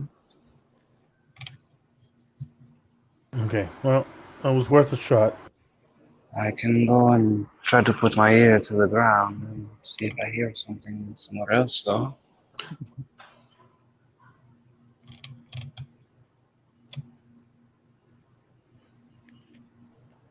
I can attempt to use my urban bounty hunter contact to see if there's some kind of criminal intent behind it or All right. something along those lines. Cool. Yeah. I know that generally like you just get information, but this is pretty specific stuff. So why don't you give me some sort of role that you think might work, whether it's like a persuasion or intimidation or investigation or something that you think would apply towards you talking to a contact and gathering information that you, however you want to kind of see that. I think all the ones that I would use are about the same, but I think investigation would probably be the most adequate use of skills. Okay. 23. Nice. Yeah, you get a you go to a contact, someone that you spot perhaps, since this isn't like your native land or anything. It's not like you knew specific people, but you know where to look for specific people, and you track them down in this like seedy part of town, low level as far as it goes, like on the ground floor, which tends to not be the nicest of areas here in Artigiani, since no one really bothers to step foot on the ground too often. And you find someone, and through your discussions with them and your prying of information, just kind of subtly in your natural manner, you gather that like no one knows of a dragon. Like everyone's heard now, even though it's not been long, everyone's heard now of a dragon attack. They heard the roars and the rumors started flying. They don't know specifically of a dragon, but you do find that there has been a buyer, a person who has been seeking jobs for things related to various crystal or soul type technology, or magical artifacts. And the person's been pretty secretive, but there's been one in particular who has sought out and kind of purchased things that had to do with those two bases. And really the crystal is what, like, the crystal technology is what kind of like, or artifact is what triggered this guy's thought. And as he was rolling, he's like, yeah, crystals and souls and all sorts of weird like things, a lot of it pre-shattering. Some doctor guy, Dr. M has been purchasing things like that. That's all I know. Yeah, I didn't do any jobs myself, but yeah, I mean, I passed around the word some here and there. I appreciate the information. Of course. Yeah, it's nice getting to know you, man. Next time you're around, stop by. We'll have a drink or two. Of course, on me. So, are we still at that spot, or did we? Well, yeah, Well, I don't. so Zero. Zero would have left. Yeah. Probably immediately. And I think once you guys discovered that there was no trace of the creature there, what would you have thought to do while Zero's out? Go back to Dr. place. Is what Flair. Well, did Zero tell us he was leaving to check a contact? Yeah. Yeah, it sounded like he had mentioned he was going to go Well, yeah. put his ear to the ground. You guys can go to Dr. M. I'm headed back to the council chambers. Okay. Perfect. All right. Who's joining me? Well, thanks for your help. I'll see. Too bad we couldn't stop the dragon. And then I'm assuming Flint is going back to Dr. M. Yeah. But he has a library. I'm gonna go do research, and I put my hands on my waist and look all proud of myself for saying that. I'm gonna follow you. Okay. So we're splitting the party. Well, you want to stay? Well, you want us to stay with you, Sal? Well, She walks up to him and puts her hand on his head. we were. You said you weren't feeling good. Yes. Well, I'm going to see about Tommaso. That was original intent. You can join me if you want. Keep him safe. I want to make sure he's still fine. I think we've done all we can do here for now until Zero can find some information. What about Dragon Man? Yes, I'll see. What are you doing? I mean, I'm not sure who to follow. I came here on a job and the dragon got away, so. Sorry I didn't make that part easy. But so what do you guys like Flit said, what about the Dragon Man? As I said, thank you for your help, Elsie. Too bad we couldn't get here faster and stop that dragon, but I'm sorry, but Sal's not about to invite someone to the group. I see Flitmore doing that, but not Sal. That's all good. I think what he's gonna do is he's just gonna get in the Griffin and go back to where they were at before. So you're basically going back where Sal's going. You may go separately, but yeah.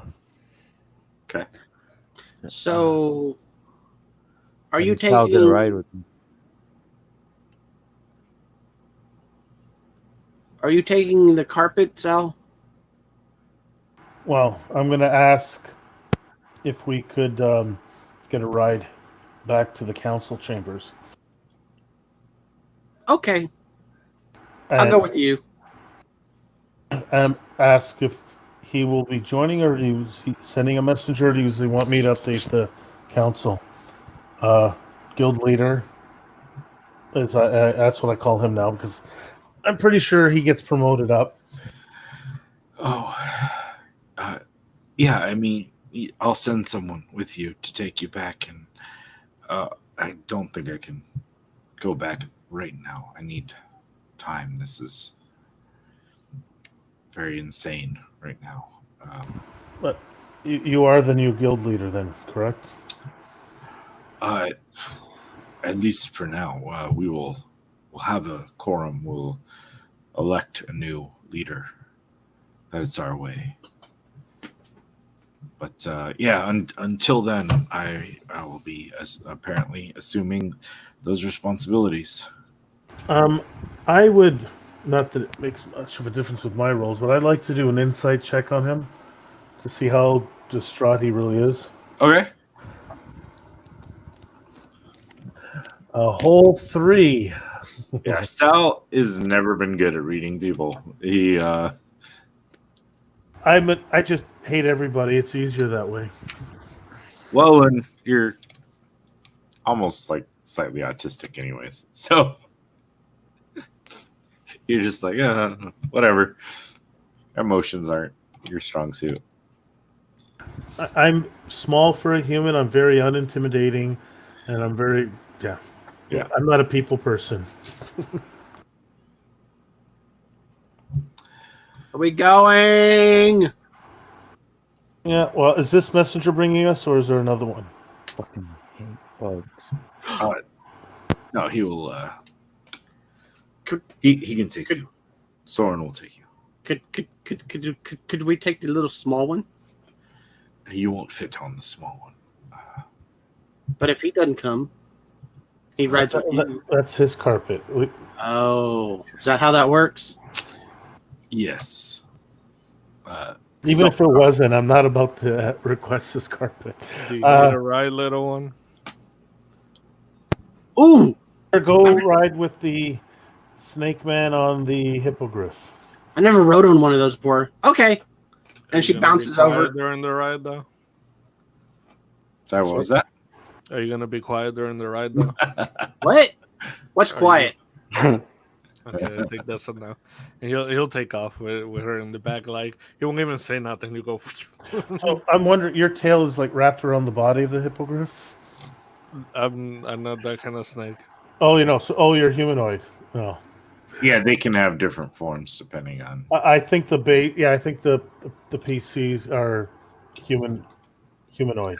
So on the ride back, she bombards you with a ton of questions about the hippogriff, as well as if you're related to the green dragon, and what is your species? Do you change colors? Just on and on and on and on and on and on.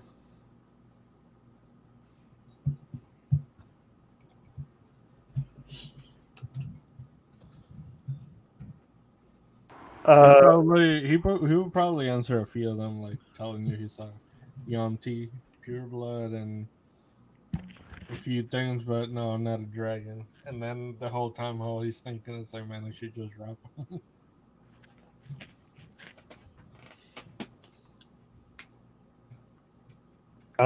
Parzival, this is probably the first time since you've met Sal that he looks calm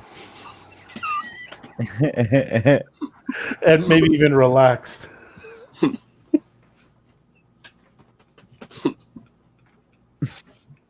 Just chill now. It's like, oh, cool. We've had death. We've got intrigue. This is good. This is life. He is totally Sherlock Holmes. He can stop taking coke for a little while.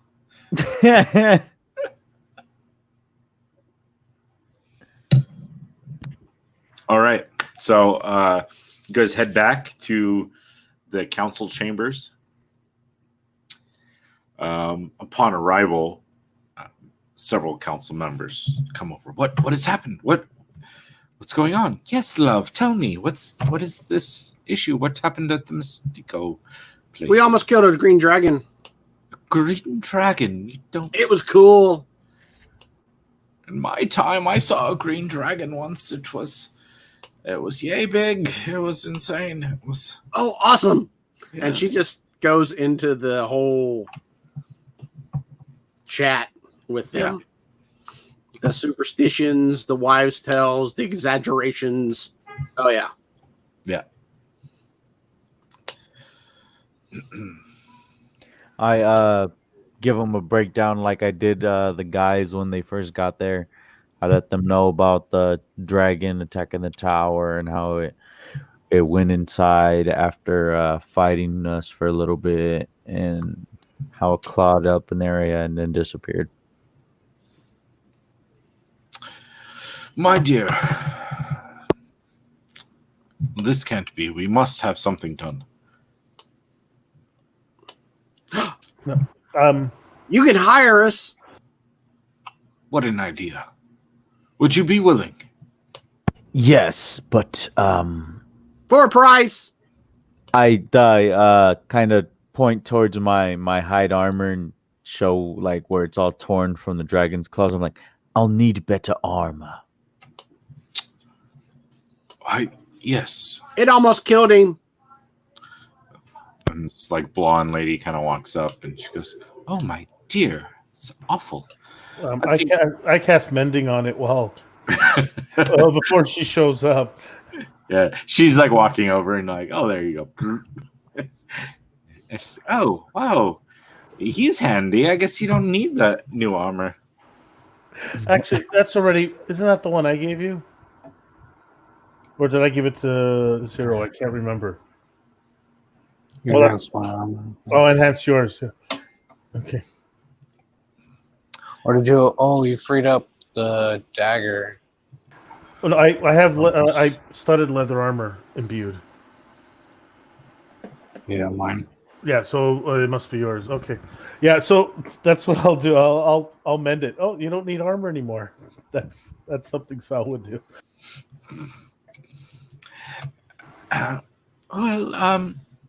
Yes. Well, I think we could spare something for such a cause. Tommaso's been explaining many things to us. Apparently, there's been a lot of misunderstandings that you guys have helped solve. Let's see.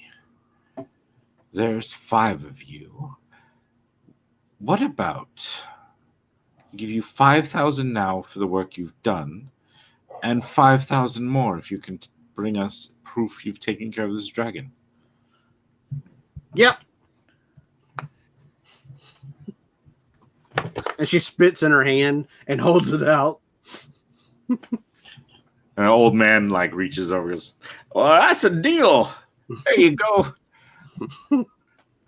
We hired ourselves a dragon hunters.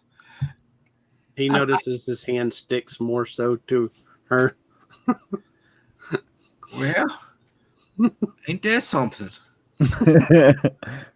I hand over a handkerchief. You can Thank keep you. that one. I've learned to have plenty. Thank you. And he's like wiping his hand off. That's a right weird stuff there. You know, we've got washing basins here. You can wash your hands, girl. Huh? Wash, clean. That's what rain's for. Or prestidigitation's been, many of us have it. I'd be happy to help you. Kind of gives him the blank deer in the headlights stare. Tilts her head a little. Well, okay. Um, That one. what connections do you have with the healers? And I point in the general direction. Oh, well, I know some people. Is there something you needed? Sal's about to turn into a ghost vampire. Oh, my dear. No, the vampire mists affected me a little more than I care to admit. Now I know it's probably going to be fine after a bit, but if we're just want to make sure that that's taken care of now, we can get back to. Well, actually, what time of day is it? After. I mean, by this point, we're probably like early afternoon. Like it's been a busy morning. Yes, if you want us to continue working today, I might need a bit of a pick me up. And food. Lots and lots of food. Well, we've got food. Yes, of course. There's plenty of things for you here. The fancier, the better. Despite her size, she has a bottomless stomach. All right, and a mouth to go with it. Oh yeah, you think she's part halfling or something, or kender no, if there is such a thing as a kender here. At least part halfling. I'm the beginning of a kinderism. This is how it all starts. Yes. When Flit reproduces. Well, yes. Yeah, I am the mother of all kinder. I can bring more food in, and I can send for a healer if you like. He'll be up here. I mean, they're just below us down there. I can bring them up. Sure. I'll wait here. Yeah. Well, actually, talk to Tommaso if he wasn't busy. Yeah. So he would he'd come over once he noticed you guys were you had done your initial business there, and kind of walk slowly over. Well, boy, how'd it go? We didn't get close enough in time. It managed to. I think it ran, but it grabbed whatever it wanted. Something.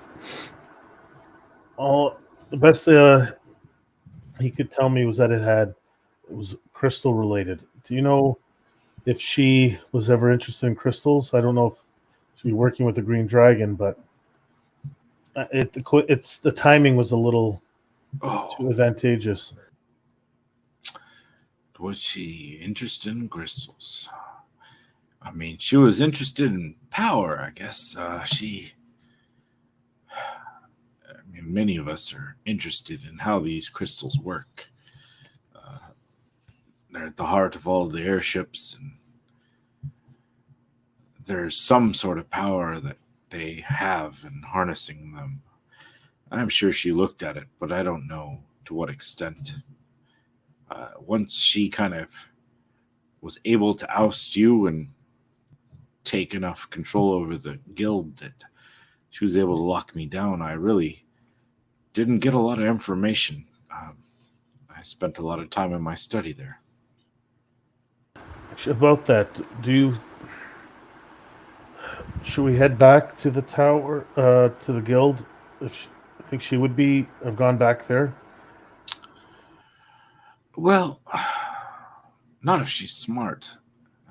I think she's smart enough to know that this was probably a last action. If she didn't deal with me, then once I'm free and with your support back, there's no way she'd hold on to the guild. She must know by now that we didn't. If she was hanging around, must know by now that her plan didn't work. Yes. This is odd, though. You mentioned coincidence. It's almost like what she threw at us, those myths. They couldn't have killed us. They weren't, they were painful, I'm sure, as I saw it do some damage to you.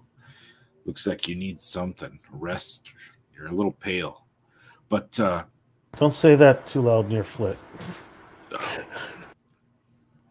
She's convinced I'm turning into an undead vampire or something. Well, yeah, I think Flit is, her name's pretty apt. Her mind kind of flits from one thing to another. She grabs on to whatever's close at hand. I think we're just glad that she didn't decide to become an artificer.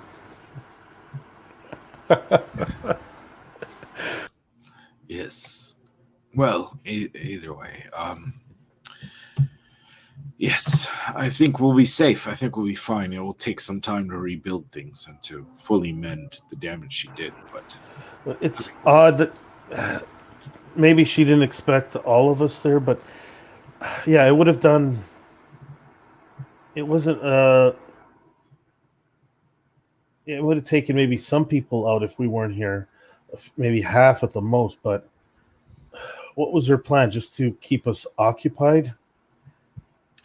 Perhaps. If you suspect there's some connection, maybe she was part of a distraction, hoping to keep you guys busy long enough that this other, or the council busy enough, whether you guys were involved or not, for this other creature to do its thing. I don't know. Oh, maybe she's working for the dragon. Oh boy. Well, I guess we're gonna have to look into that. I'm not sure what worries me more, the dragon or the connection with the Baron. Yeah. Vampires are nothing I would like to see around these isles, and those myths alone were scary enough. I know someone I can talk to. I'm trying to remember, did we see him here or no? At some point, did we see him? Or I'm trying to remember because I think we brought up the guy that we know. I can't remember if we saw him. Yeah, he was. He was one of those. He was with her. Right. Thing is, I actually know the vampire that was. Was he a vampire? No, he was just. He's just affiliated with him, right? Yeah, he's affiliated. There was also a member with them. Did you see the color of his blade? It was bright crimson. That's him, right? That was the guy? There was the fool that I've recognized. He's come here before. Oh, yeah, he works with the vampires. Yes, Shadrach was his name. Yes, that's okay. Would I be able to do a history check on the other guy with the red blade? Sure. With Tommaso there, could I get advantage? How bad was the roll then? Oh, I haven't rolled yet. That's why before I rolled. You're not necessarily like brainstorming. So just give me whatever you roll, and then we'll see. So I have ridiculous bonus. Yeah, my +7. I got a 10. I rolled a 3. Oh, jeez. So you may have given him, like, when he said, "Did you see the crimson blade?" You may have given him a weird look, and he goes, "Well, your friend has one similar, but much smaller than he had.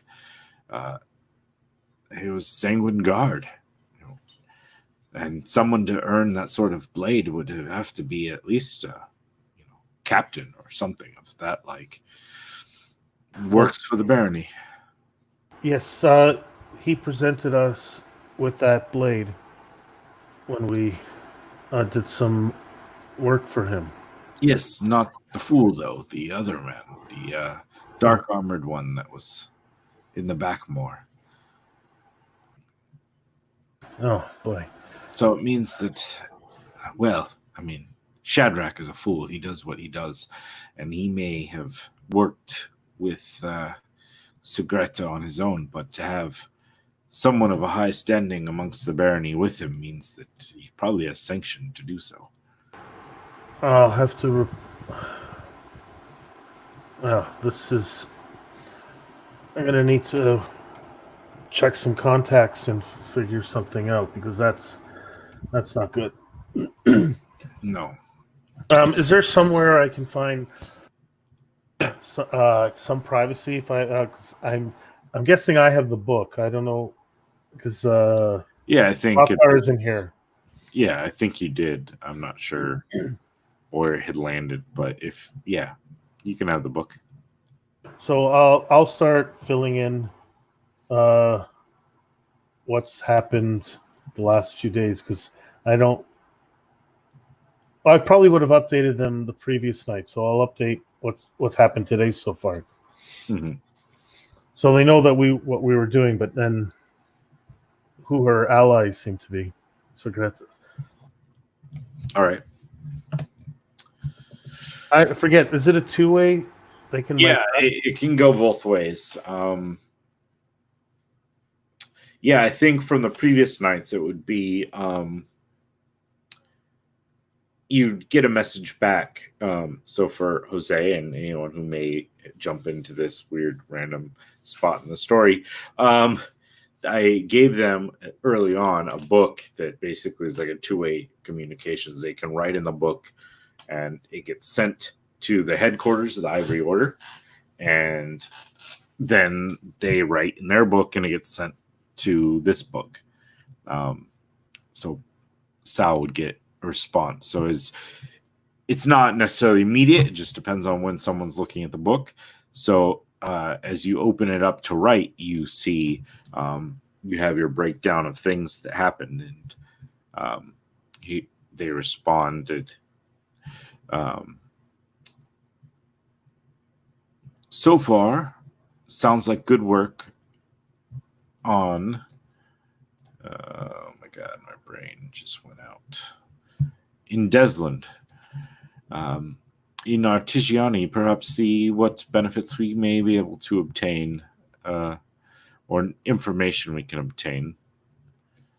It sounds like you have made contact with some of the members there, and continue to strengthen those bonds. I don't mind you being gone, but eventually we either need to find a better direction. But currently, a lot of my work is being focused in Desland. And then signs off. Is there like a timestamp? I mean, no. You knew it came after your last writing, but before this one. So, Would it have been in the morning? I would have done a quick look in the morning. I mean, this would have happened sometime in the last few hours. Okay. You probably would have looked in the morning before you left, and it wasn't there yet. So I fill in the update and I'll say, at the very least, I think we're making progress if we let the council know who we are. We could make some good allies, especially if we resolve this matter, the internal matter, and see if there's any connection with the. But it seems like it has she has a connection with the barony. I don't know what the connection would be yet, but it's gonna. You just let me know. I haven't told Tommaso yet. But if you let me know if you want me to let the council know who we are, and you don't get like an immediate response or anything. So that is written, it is sent on, and where it goes from there, we will see. Maybe next time you decide to open the book and check. Shortly after you finish your writing, a gentle knock on the door comes. Hello, are you okay in there? I was sent to heal. Because there's still the guards here, right? They probably would have. I mean, they gave you a room with privacy. Oh. So. Oh, okay. We're in a private room. Okay. Yeah, you asked for a place with privacy. So there's like little breakout rooms. Like there's the tables in the area, but then there's like little breakout rooms. And they gave you like one of the conference rooms where like 10 people could sit at a table and talk. They said right here, and then they, you know, there's a guard that's standing outside the door. But other than that, it's not like there's nothing in there of value other than the furniture. Okay, so I'll open the door for the healer, but I hand Parsival the book.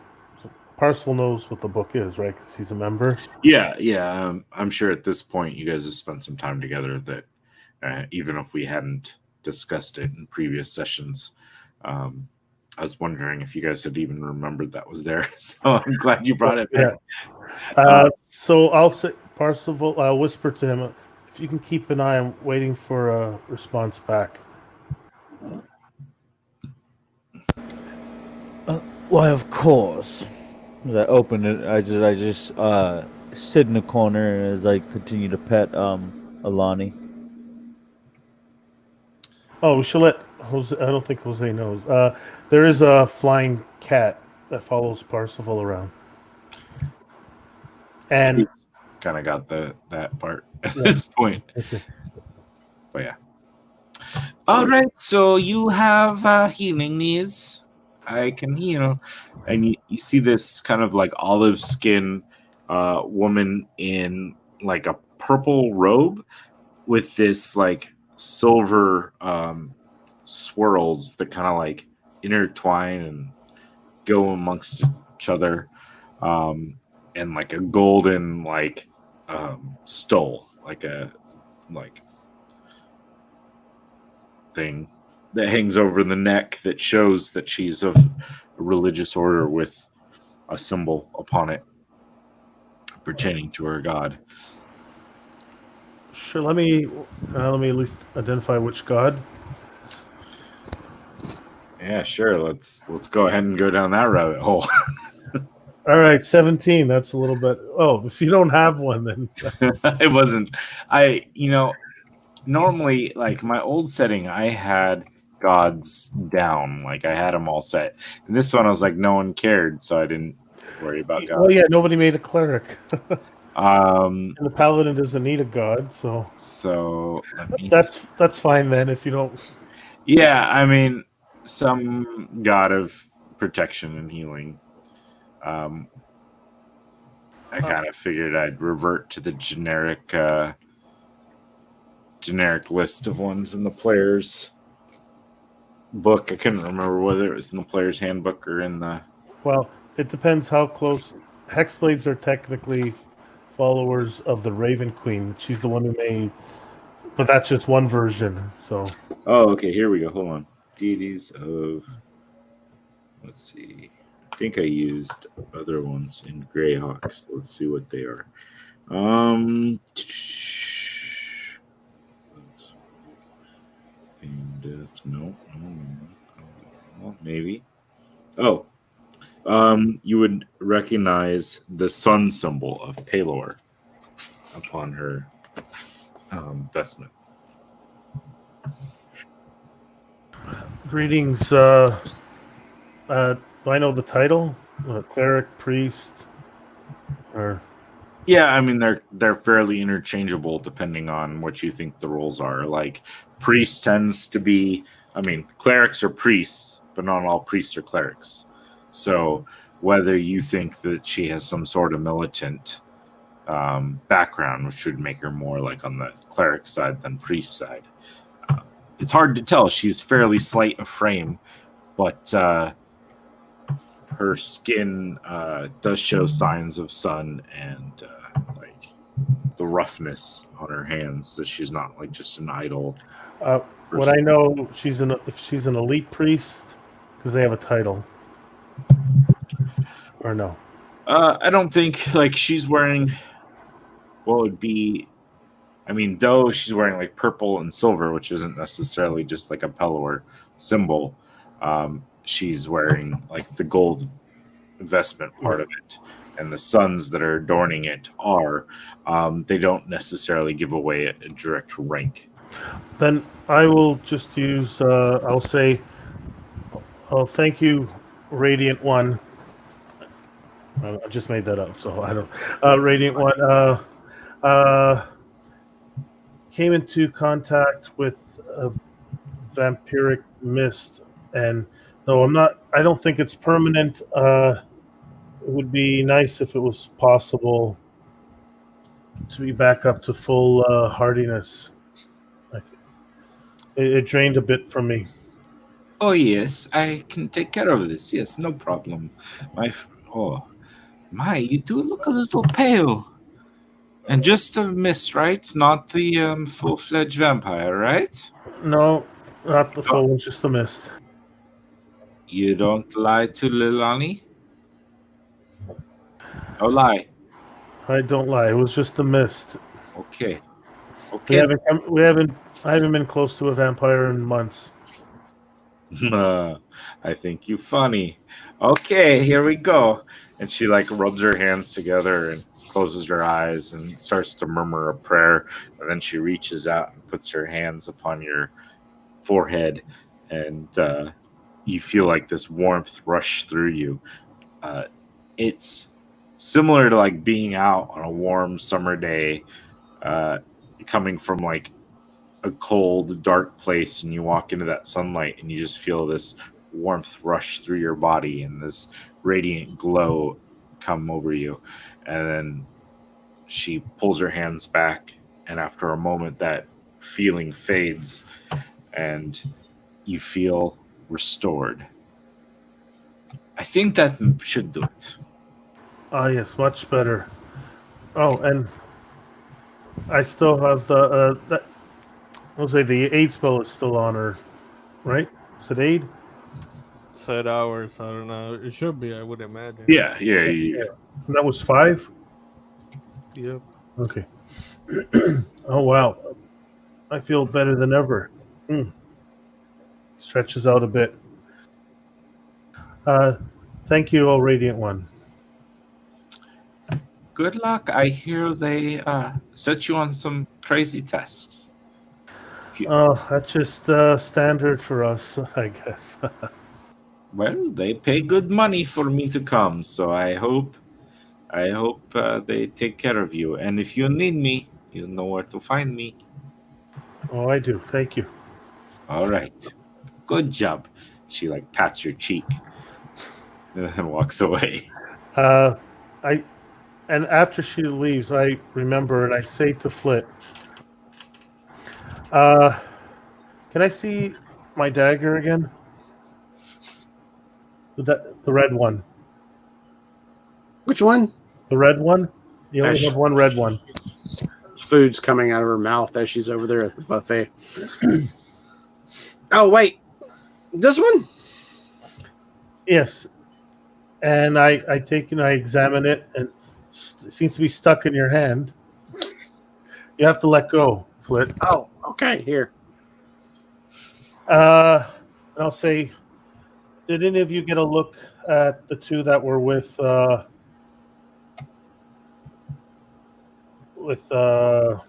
Segreta?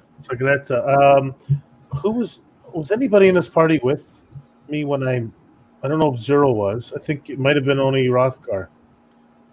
I don't know if Flit was. Flit came just after. Yeah. And I fill them in on who those two are, and at least the one that I know for sure.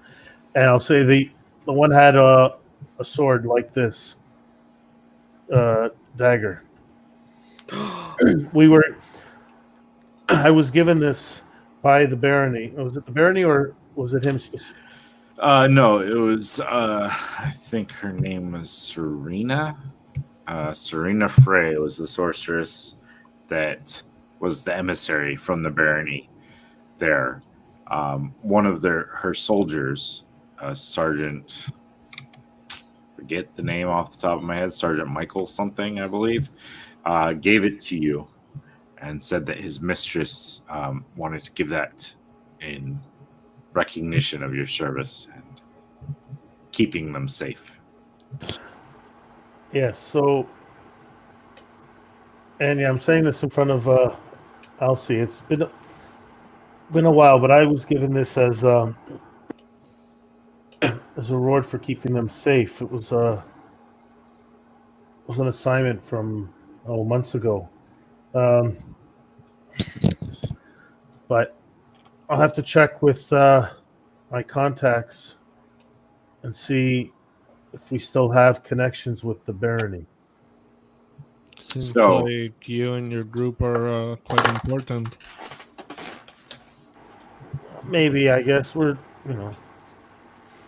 Well, more reason for you to need help, and he's gonna hand them like this card that pretty much has like his room number. If you need my help, you know where to find me. He's gonna walk out. okay. Well, that's Oh. a lot easier to talk without him, I guess. So the question is now, too. You guys know that there's some sort of connection with the barony, and for everyone who joined later, who probably didn't have the lore of the barony of Resnich, is a area that technically is just a barony, which means it belongs to one of the nations, but it's ruled by a vampire, and it is basically like surrounded and covered with its own mists that protect them from the sunlight. And no one really wants to deal with them because they're afraid of the vampires that are like the crack force. They have a group of soldiers called the Sanguine Guard that some of which, especially the high-ranking officers, have these crimson bladed weapons that kind of make them stand out. But they are kind of feared. They tend to do small raids on smaller islands and small settlements upon other islands to take new members, to bring feed back to their lords, various things. Basically, like the surrounding area fear any of the barony people. Now, if we want to go back, way back, Sal and them were sent to help guide an emissary in, and curiosity, perhaps more than anything, allowed the emissaries to be brought into their island of Valermont to discuss things.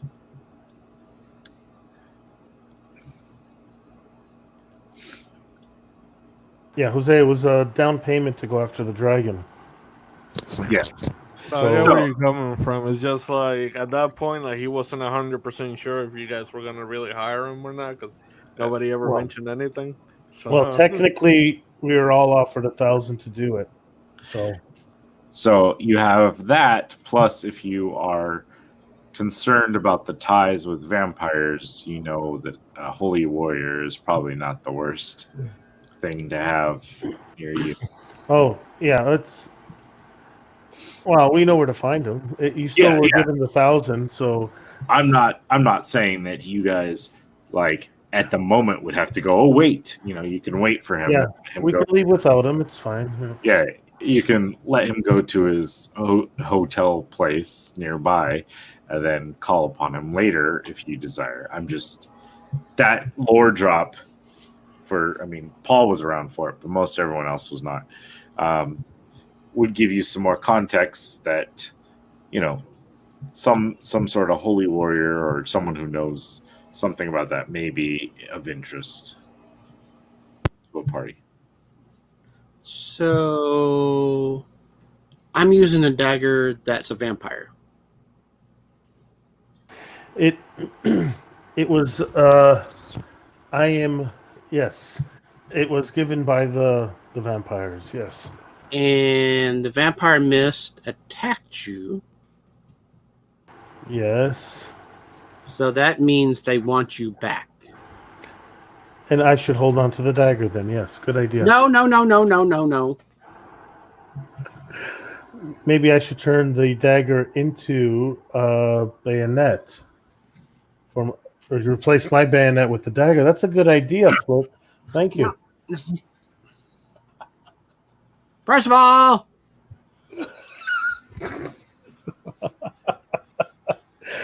Oh, actually, Parcel, have they replied back yet? No. No, not yet. So basically, I asked if we should tell the council who we are,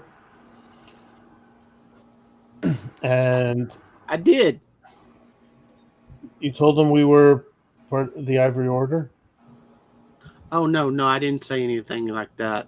No, because we're not supposed to tell people that unless we. I forgot we were part of that. And I go and remind you. Okay. Whoops. Oh, you know what? Just don't forget that again. Don't worry about that for now. Oh, I have that ring somewhere. She starts looking for it in their various places. Yeah, you don't want to lose that ring, Okay. but don't tell anybody you have the ring. Let's. I have cake. Cake is important, yes. So yes, I speak to Parsifal. I said so. I asked them if we can let them know who we are because we want to make allies of the council here, most likely. So Aren't we supposed to not tell anybody that we're part of that? unless we're trying, yes, unless we're trying to make allies. Unless we're given instructions to do that. That's what I'm waiting for in the book. Oh no, I said the book. Don't worry about that.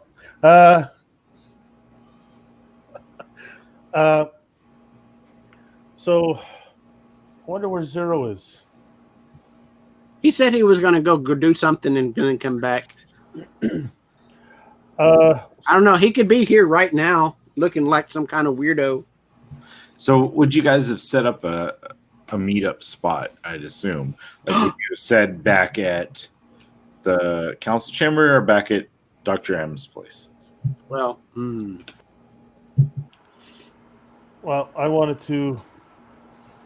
said here because I wouldn't have had plans on going back until I checked in here. So I wouldn't have said to meet back at Dr. M's. Would Zero have weighed in, knowing how long it may take to find somebody and coax proper information from them?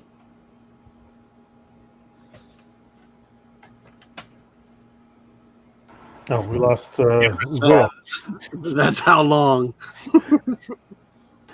I think he would have said that it would be quite a while. We mentioned going back to Dr. M's to him. Yeah, but I also wanted to go back to the guild hall to see. Can we stop by there for?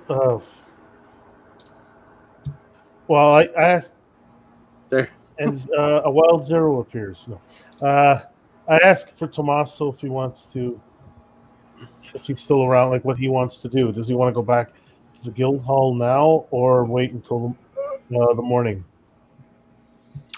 Oh, I think that should be safe enough for me to head back. I need to start doing some damage control. Let everyone know what has happened and put words out. Perhaps we can track down Segreta. Okay, well, we'll escort you there, and if everything is fine, then we can leave word with Dr. M to send Zero along.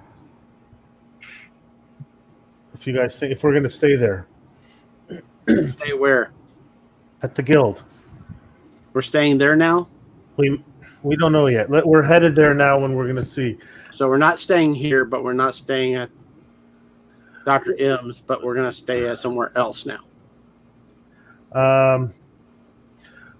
Let's head over there.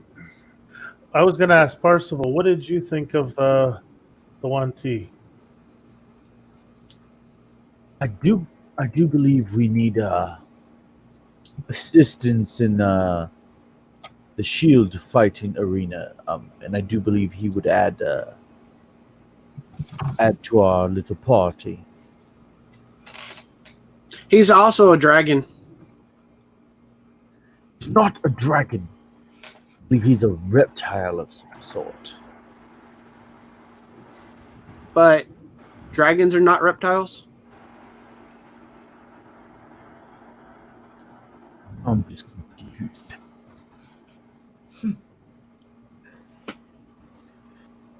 Well, here's what maybe we'll pick this Elsie up, head to the guild, make sure it's safe for Tommaso.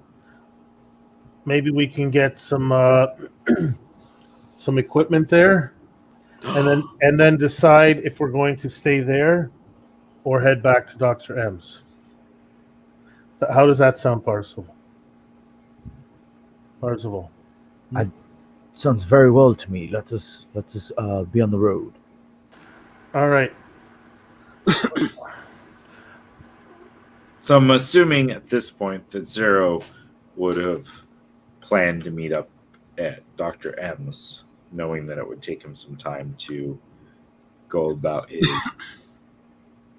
travels and searching. However, after the information he gathered, what is Zero doing? He would, attempt to relocate with the other members of the Ivory Order.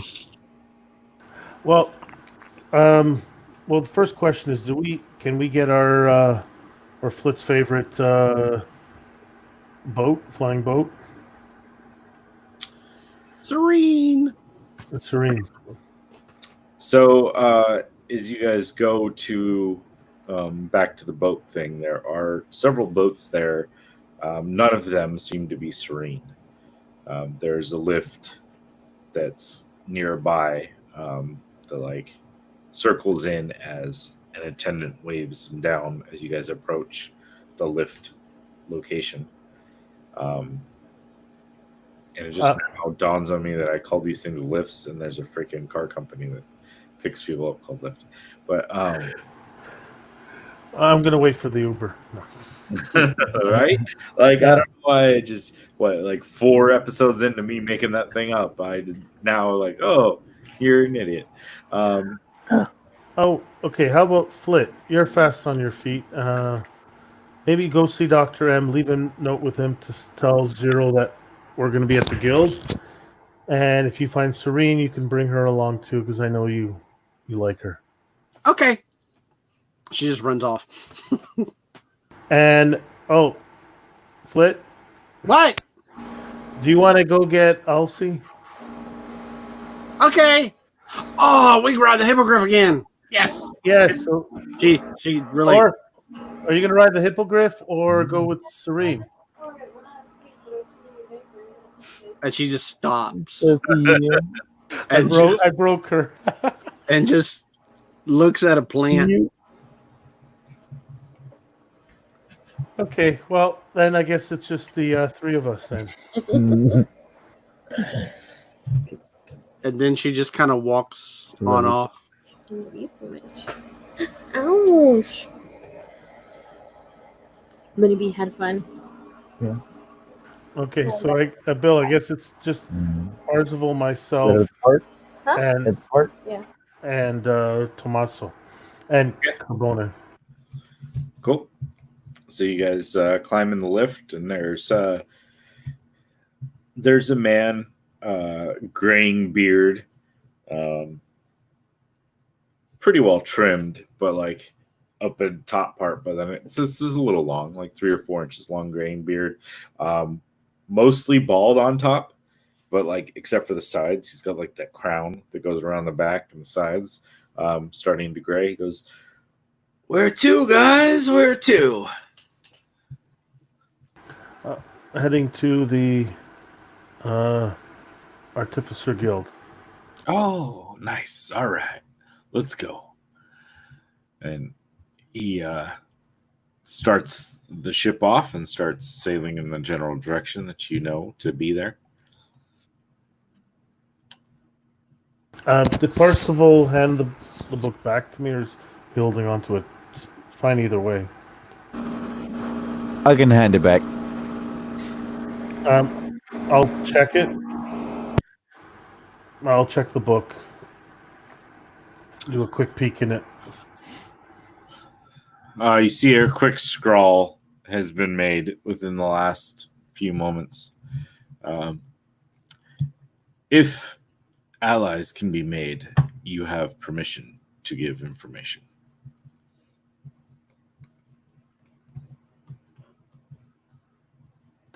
All right. Well, I don't say anything just yet.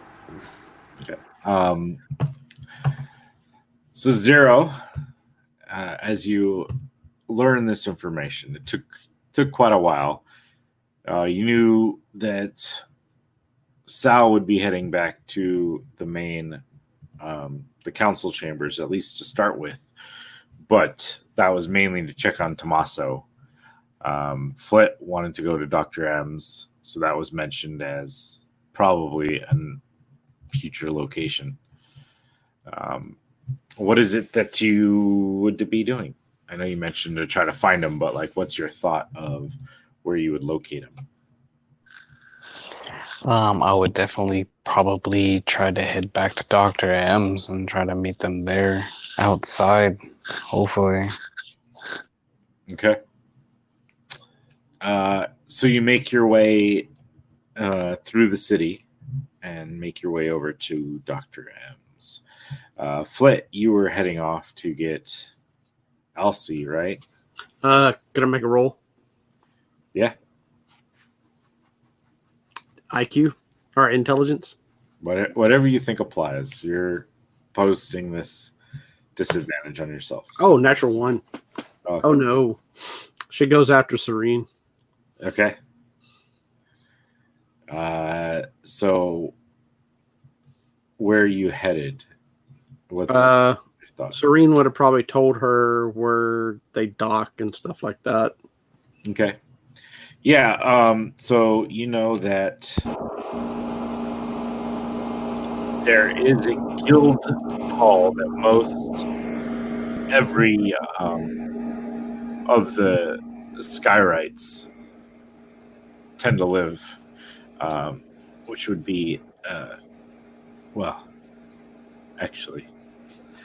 So there's a guild hall. There's a few guild halls. There's the Skyrite Guild Hall, and nearby there's the Levitanos, which runs the taxi services of the islands. So from where you are in the city, you can see off kind of at the edge of the city, there's like a pyramid sort of looking structure. And above the pyramid is hovering a large like structure of systems that look like a whole bunch of docks. There's some where there's various ships being built of themselves, but the pyramid itself is where the Levitanos or Serene would be located at. And you spot it. You've been in the city long enough. You know generally where they are. So you're able to kind of direct yourself towards the Levitano Guild Hall. Okay.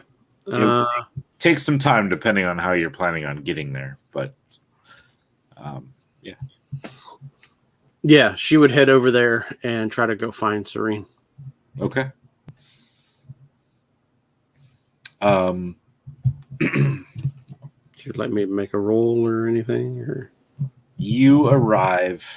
It takes you probably the better part of an hour and a half to get there. So you arrive to this pyramid, and it's like more like the Aztec pyramids, where they're kind of like stepped, sort of a thing. And there's various opening docking bays where these lifts kind of fly in from different directions into different hangars, and it's large. It's a very large structure. It's probably 200 feet tall, and probably twice that wide. There's a path that leads up to it from one of the nearby streets, and as you approach, there's a guard in that same kind of lime green, kind of fluorescent green color that all the lifts are painted. And he steps forward. Goes, "What's your business here?" I'm here to see Serene. Serene. Who is this Serene you speak of? She's a driver. Oh, one of the drivers. And who are you? Why would you want to see her? Because I hired her. Did she fail to arrive at her designated time? Are you trying to file a complaint? Well, she hasn't arrived yet because she hasn't gotten there yet. So you'd like to file a complaint? If she hasn't gotten there yet, yes. All right. So let me get you to the complaint manager. He'd be able to Would handle. she know where she would be located? Probably not, but that's the next step if you're filing a complaint. Sarah! Sarah! This old woman kind of hobbles over. Yes? What's going on here? What? Do you know where Serene's at? Oh, what has she done? She hasn't showed up yet. Oh dear. Well, that's at least a 2 gold fine. Oh my gosh. All right. What was the... How can you charge her 2 gold when she hasn't showed up yet? Well, you're filing a complaint. She has failed to arrive when she was supposed to arrive for a job. Well, right? she's supposed to arrive not now. You're a very confusing young woman. So she's not done the job that you hired her to do? Because it hadn't happened yet. Huh? Yes. So why do you want to see her? Because I need to hire her for the job. Oh, my lord. So, okay. Hold on. I will get Sam. Sam, we've got a job to be booked for hiring. And a man walks over, goes, yeah, what's this now? You want to book a job? For Do you what? know where Serene's at? I mean, she's maybe out, maybe in. I don't know. Why? I need to hire her for a job. Okay, well, I can put a time down and location. What's the plan? Where do you want? What do you need? Here now. Huh? Here now. You know, I'll just come with you and I'll show you to her place. If That'll work. Then maybe she can explain you. And so he turns and starts walking, and he's got a clipboard in his hand, and he starts walking and into the structure, leading you through the various twists and turns. And there's a lot of people coming and going and walking through, and he walks up to a small little place and knocks on the door once, but then immediately opens it up without even waiting. He goes, How rude. "Oh, Serene, you're here. There's a very strange little thing out here that says she hired you for maybe no, she wants to perhaps hired you for. Oh dear, this thing. I'm peeking around him. Hi, Serene. Oh, hello, Flit. Yeah, What are you doing here? I need a ride. Oh, I'm not exactly feeling up for giving rides today. What's wrong? I almost died today a couple times actually. Yeah, that happens. Yeah, not so often with me. I could maybe suggest someone who's more prone to such things. But I like you.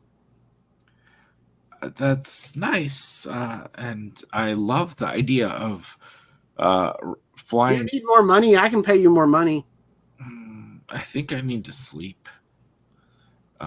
Maybe tomorrow we can talk more. I might be dead tomorrow. If I follow you, I might be dead today. So,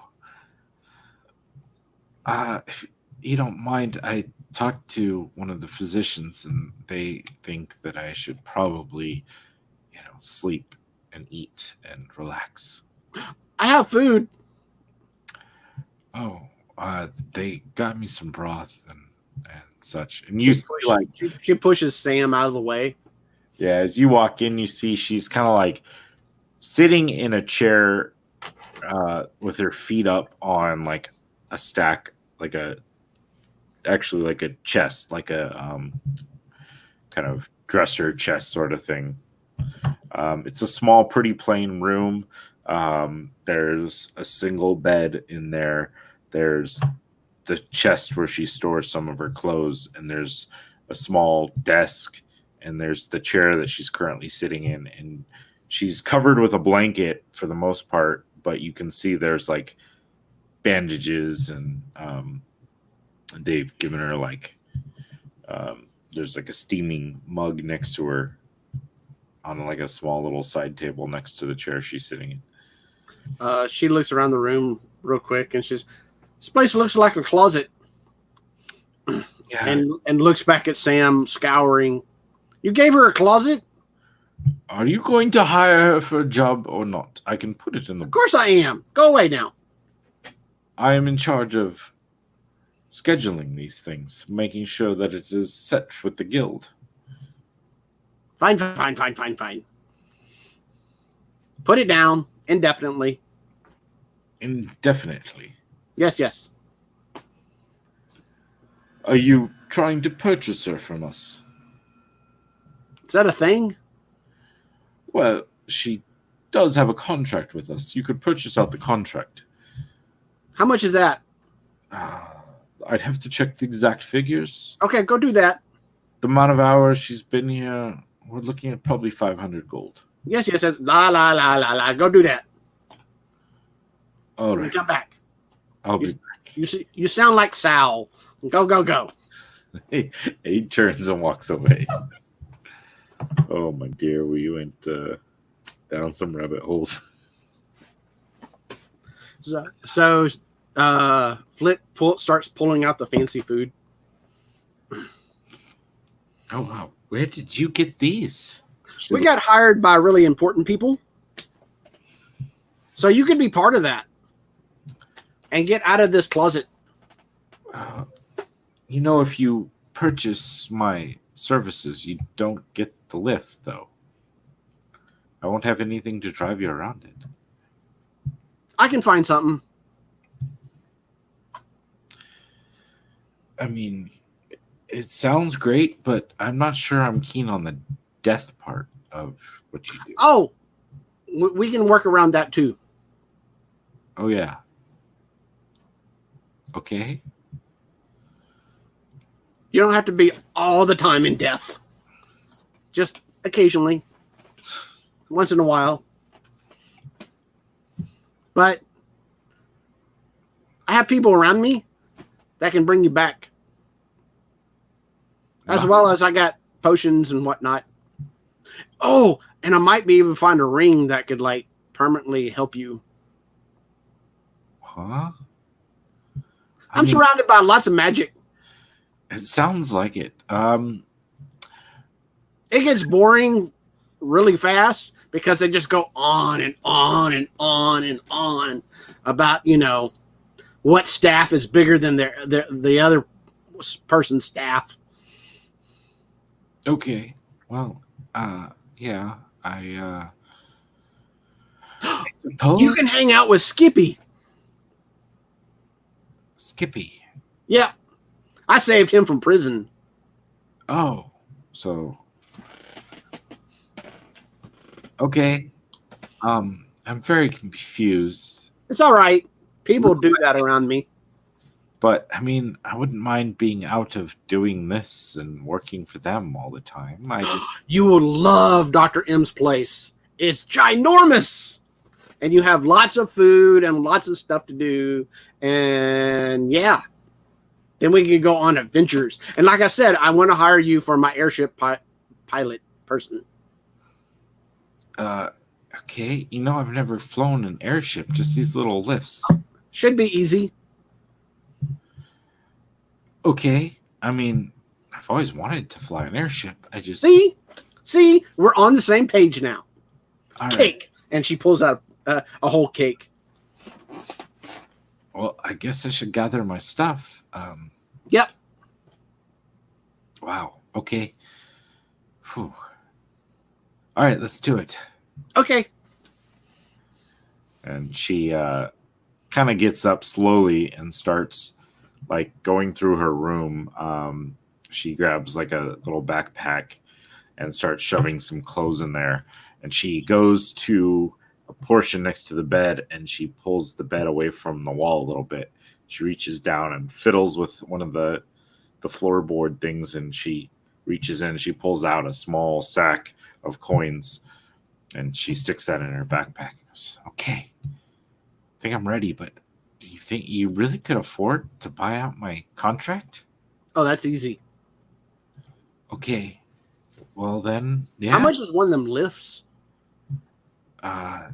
4,000, I think. Okay. All right.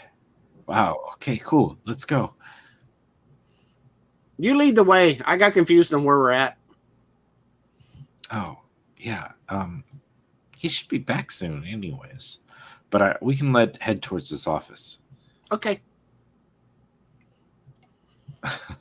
And she starts slowly, like, kind of walking, heading over towards the office, and she kind of leads you through a few turns, and you see there's the door open, and this guy behind the desk, this Sam's sitting there, and he's got a piece of parchment and pen, and he's like doing tally marks, and looks up. He's like, "Oh, hello. Yes. Okay. I'm here to buy her. Yes. Well, given her contract and the work she's done and what she's paid off extra towards the contract, she owes currently 517 gold, 4 silver, and 8 copper. Okay, give me a second. And she starts rummaging through her stuff. And starts pulling out money and lint and buttons and bones and safety pins and pieces of food.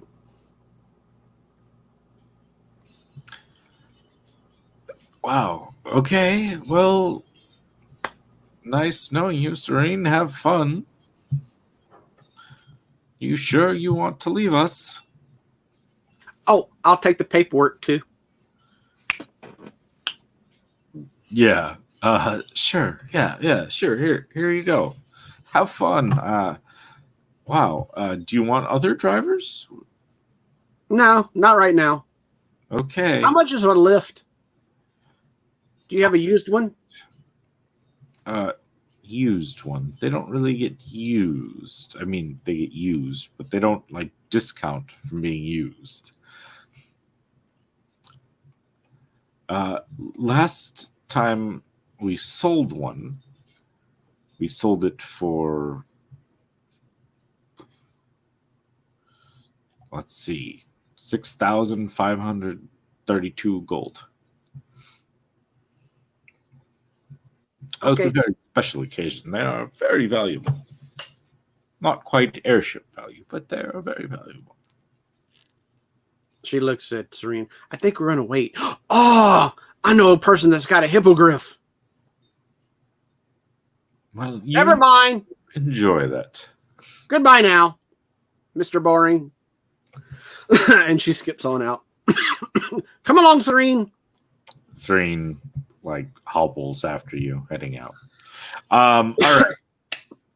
So you're heading to Alcy, Sal, Parzival. You guys were heading to the guild hall.